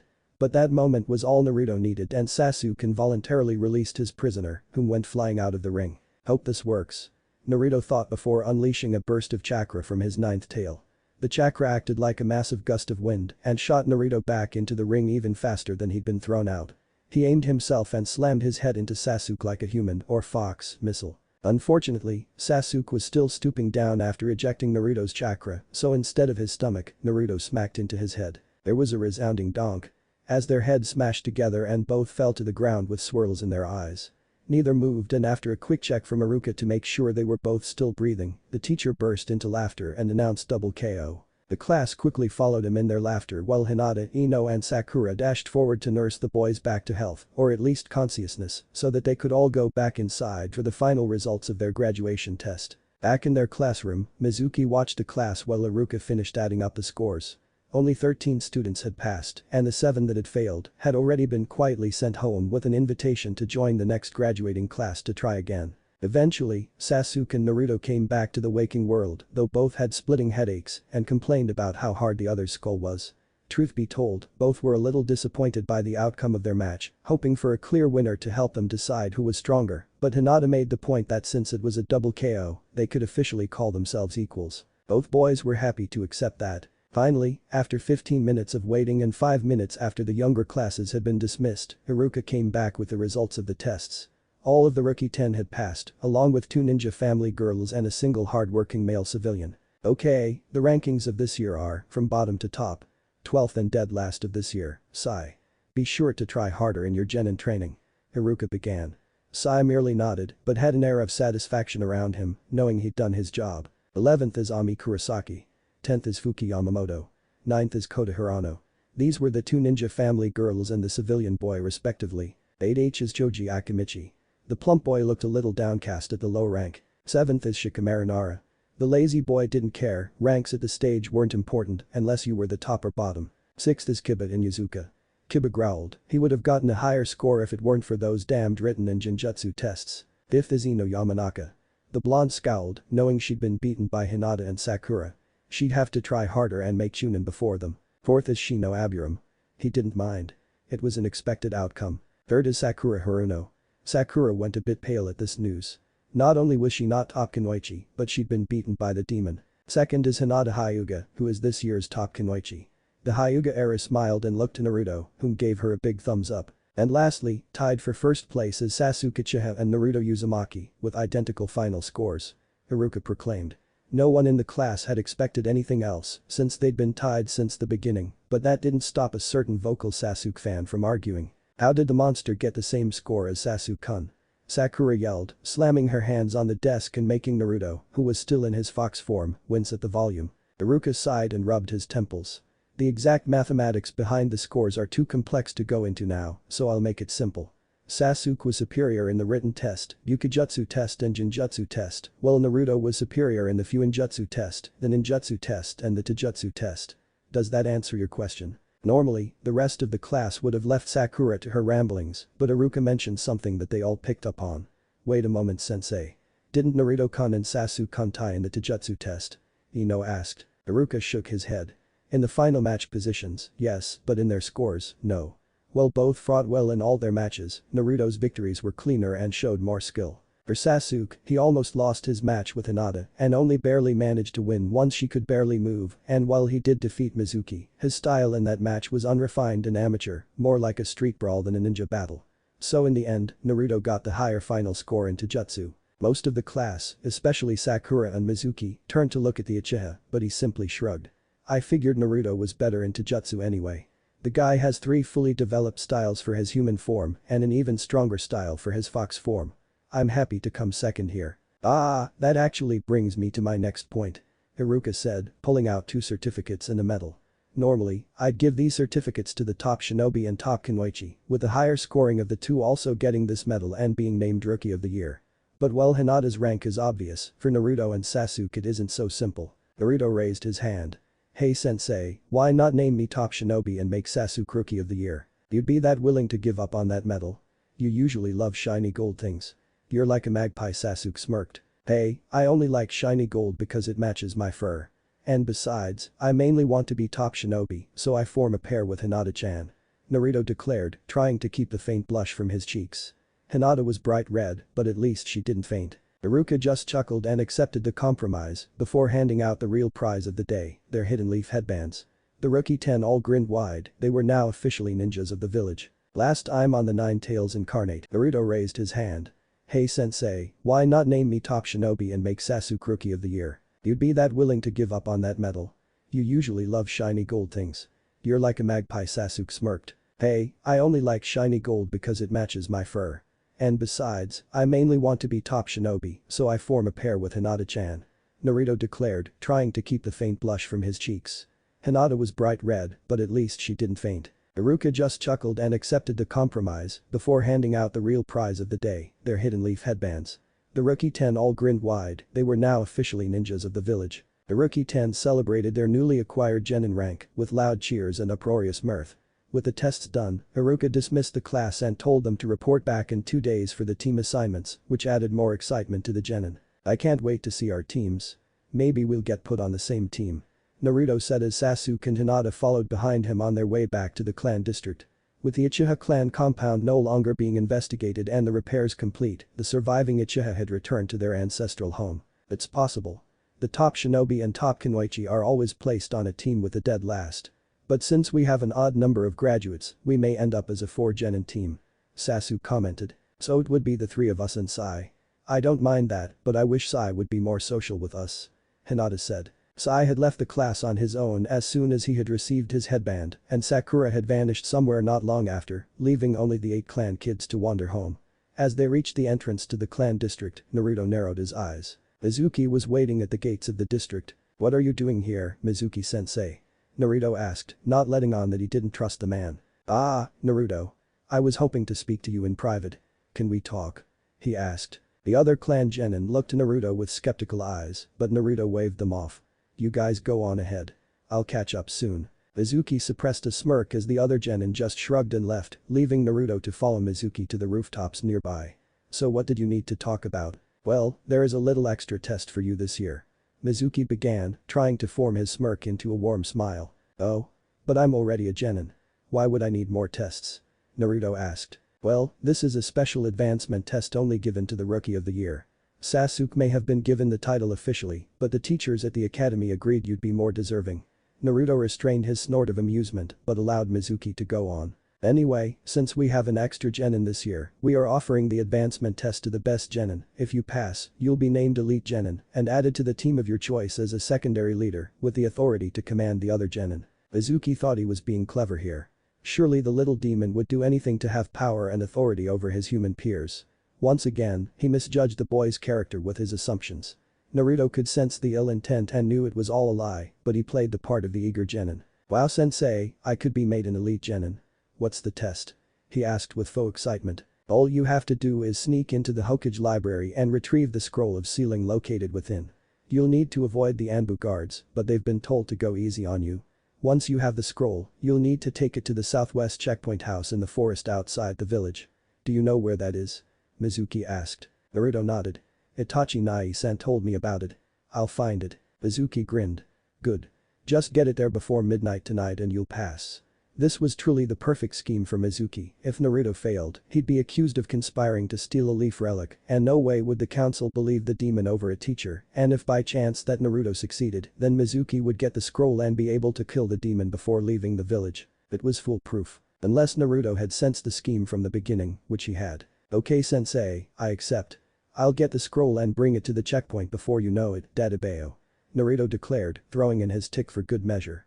Mizuki smiled broadly and left, thinking his victory was inevitable, but as soon as the man was out of sight, Naruto created a familiar clone to tell his friends the situation while he himself ran off to warn the Hokage. Naruto was used to just wandering into the Hokage's office whenever it suited him, since he was considered Hiruzen's honorary grandson, but this time he stopped to ask his secretary.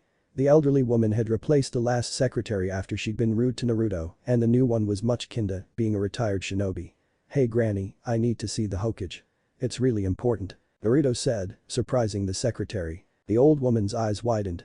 If Naruto was actually asking, it must be important. She sent along the message and moments later, Naruto was standing before the Hokage, his own serious expression matching that of the old Sarutobi. Naruto-kun, I see you passed the exam. Excellent work, but why are you checking in now?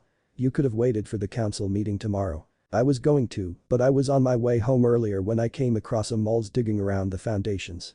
Naruto said. Hiruzen's face hardened immediately. Moles were spies, and digging at the foundations meant they were also established ninja of the village. The Hokage gave a hand sign, and 5 Anbu immediately appeared and activated privacy seals around the room before vanishing again. Okay Naruto-kun, tell me everything you know. The Sandaime ordered. The young fox spent the next 10 minutes describing everything about Mizuki's actions in the past, as well as what he'd said to Naruto about this so-called advancement test.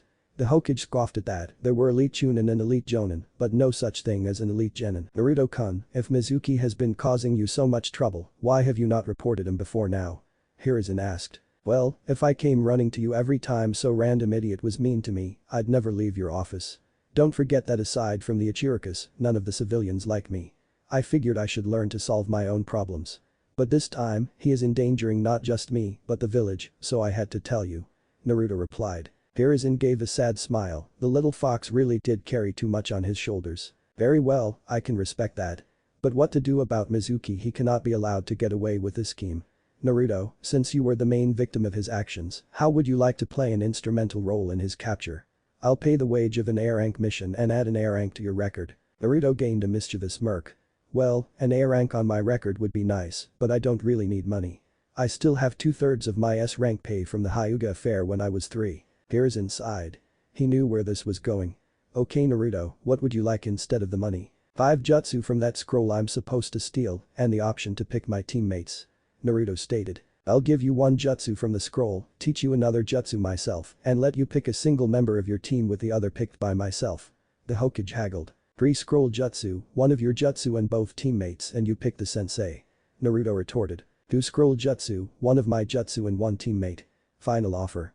The Hokage said. Naruto may have been good, but Hiruzen had over 40 years of politics under his belt, he knew the art of the haggle. Okay, deal. For my teammate, I'm going to pick Sasuke. Naruto said, wearing a contented smile. Hiruzen nodded and made a note of it. Why Sasuke-kun and not Hinata-chan? He asked. Well, I'm top shinobi and Hinata-chan is top kunoichi. Those always get put together anyway, so I was just making sure that Sasuke would be with us.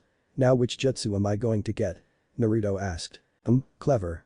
Now for jutsu, I am giving you the ninja art. Shuriken Shadow Clone Jutsu from my own jutsu library, and from the scroll, I'm going to give you a skill I think will suit you, Shadow Clone Jutsu. At the moment, you can't make normal clones due to your extreme chakra levels, and you lack the training to perform elemental clone jutsus. This only leaves the familiar clones, of which you can only make 8. Shadow clones will be the best for you since not only will they speed up your learning, but you could make thousands with your chakra levels, and they are all physical. Hiruzen explained. Alright. Those sound awesome. But what about the second jutsu from the scroll? Naruto asked. Hiruzen smiled. That is a special one. It is one of the rare light style, or yang style jutsu. Yang style. 9 pillars of heaven. It is a jutsu that requires monstrous levels of chakra that none since the first Hokage have been able to use. It works by using incredible amounts of chakra and forming it into 9 beams of light, which were used to permanently destroy the 8 inner gates and prime Tenketsu. This jutsu was originally used by the first Hokage to permanently destroy the jutsu and chakra abilities of whomever it was cast upon. Whoa, why would you want to teach something like that to me? Naruto asked incredulously. Well, for one, you are the only one in the village that could learn it. But there is a more serious reason, or reasons, as the case may be. Firstly, we've been having a problem of criminals escaping in recent years due to our prisons being understaffed since the Uchiha massacre. Normally, we seal the chakra of prisoners to prevent them using jutsu to escape, but for some reason, more and more people are finding a way to undo the seals. If you learn this jutsu, we may ask you to use it on any ninja sentenced to life imprisonment so that they can never use jutsu again.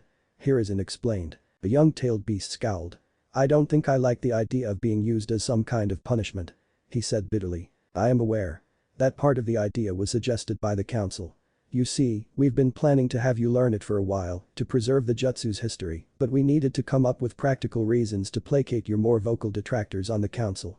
Danzo suggested the prisoner control idea, while Itachi Uchiha presented another alternative. But this jutsu, you will be able to defeat and capture high-level ninja without killing them, and since we know how conflicted you are on taking a life, we thought it would make a good alternative. So, on the one hand I'll be used to keep prisoners from escaping, while on the other I can bring anyone back alive. Naruto paused. With this jutsu, I could help Sasuke bring Shisui back alive. He thought. Okay Gramps, I'll accept it. I'll learn those jutsu and have Sasuke as my teammate.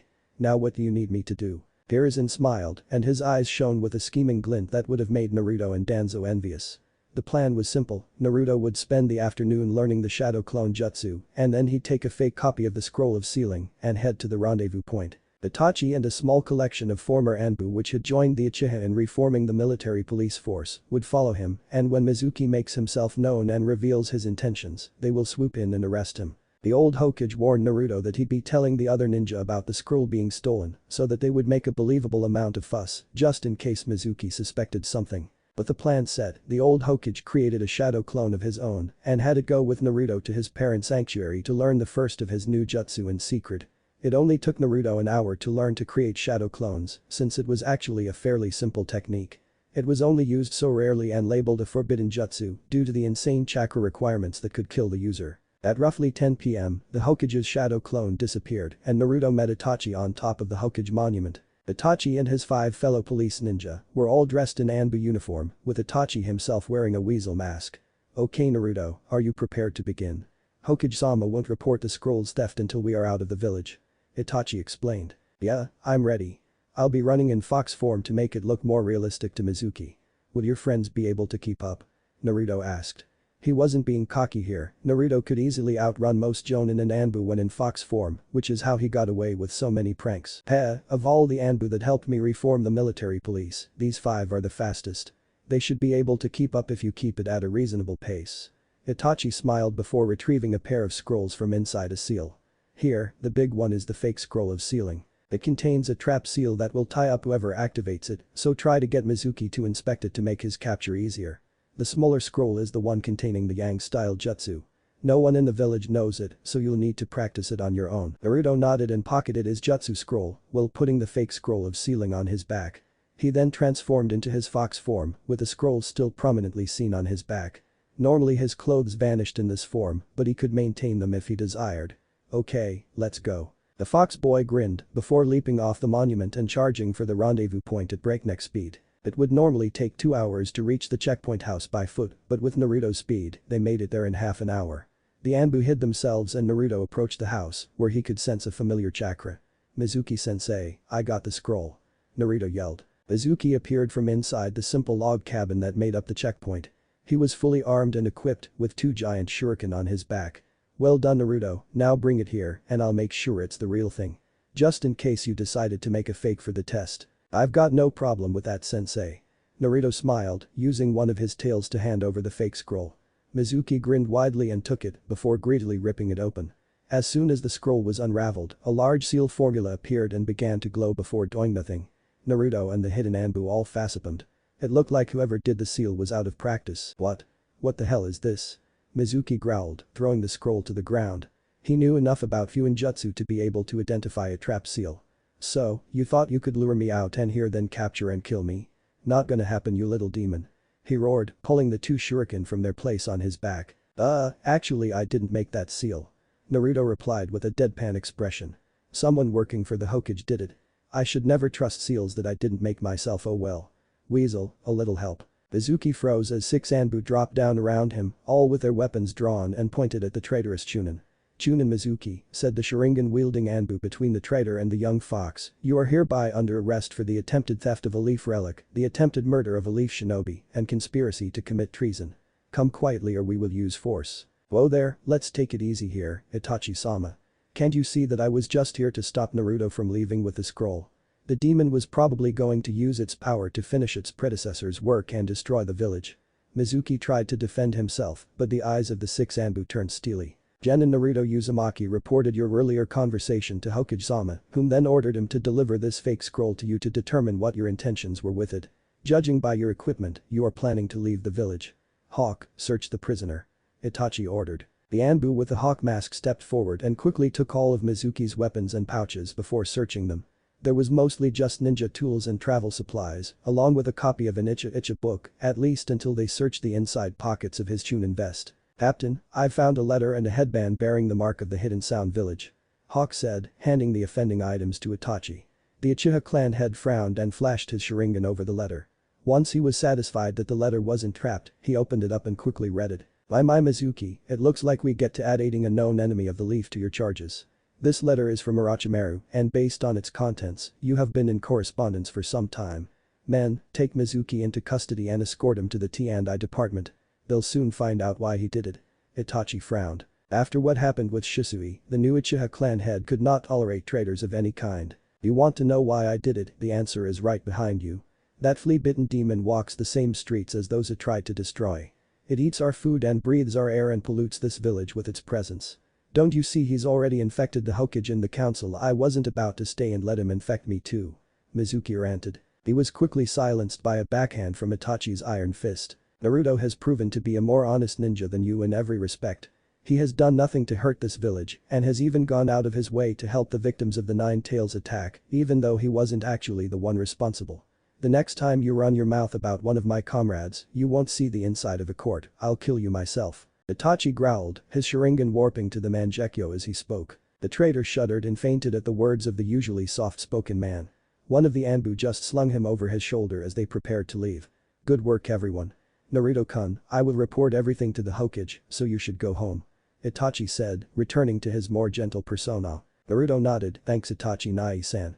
I knew Mizuki didn't like me, but I'm kinda surprised how much he hated me. HMPH, pay him no mind. Traitors will say anything and their words mean nothing. I personally owe you for helping Sasuke when he was at a dark point in life, so I know that you are a good person. Now, run home, I'm sure Hinata-chan is waiting for you. The fox boy and the older Uchiha shared a smile before Naruto scampered off home. Just as Itachi had said, Hinata was indeed waiting for him, along with her parents. The blonde explained what had happened with the mission, which hadn't surprised Hiashi, but Hinata and Hikari both hugged him.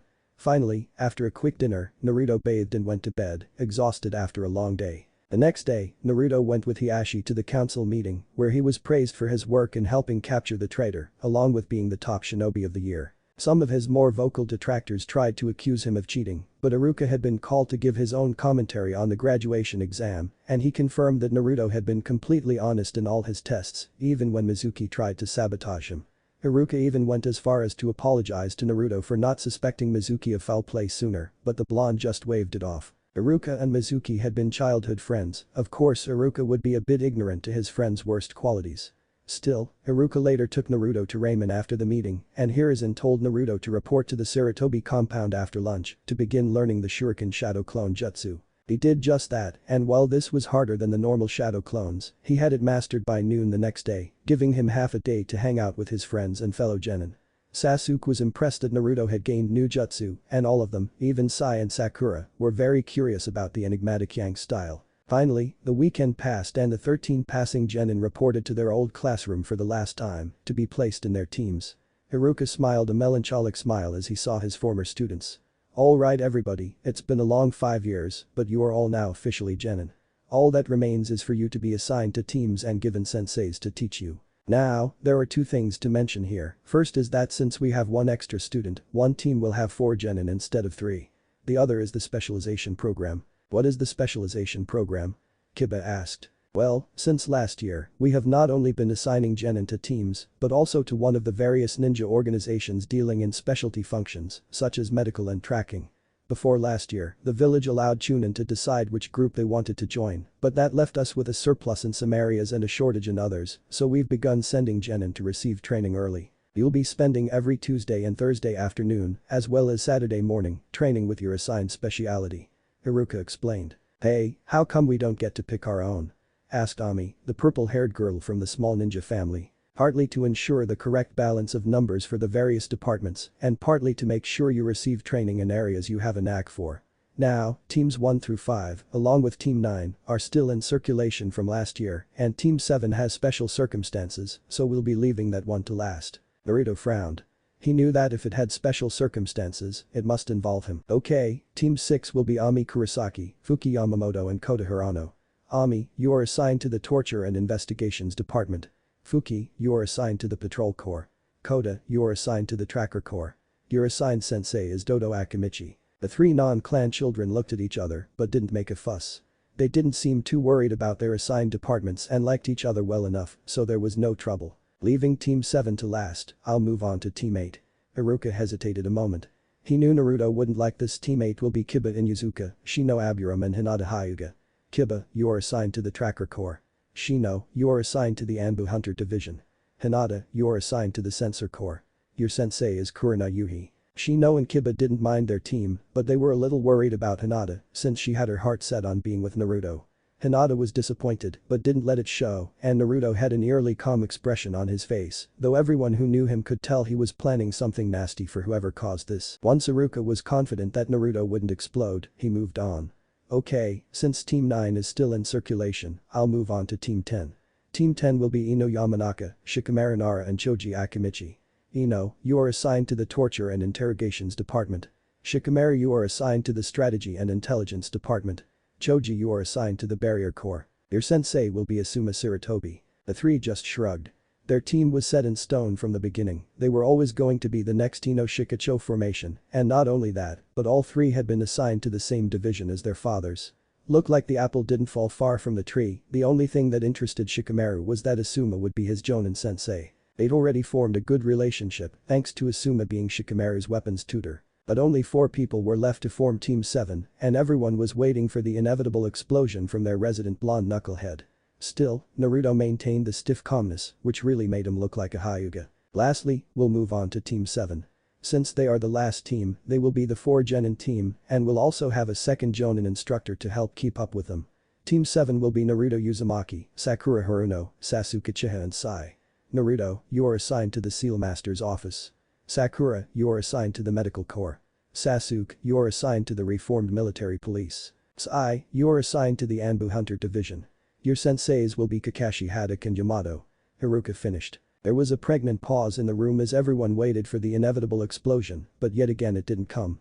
Haruka and the rest of the room gave a collective sigh of relief before Naruto shot to his feet, smashed his fist into the desk and roared. What the hell? What if Naruto turns into a 9-tailed fox naruhina? Thanks for watching my video till the end. If you enjoy this content, then do consider subscribing to my channel and leave a like if you guys need the next part, comment down, and thanks for watching the video and see you guys in the next video.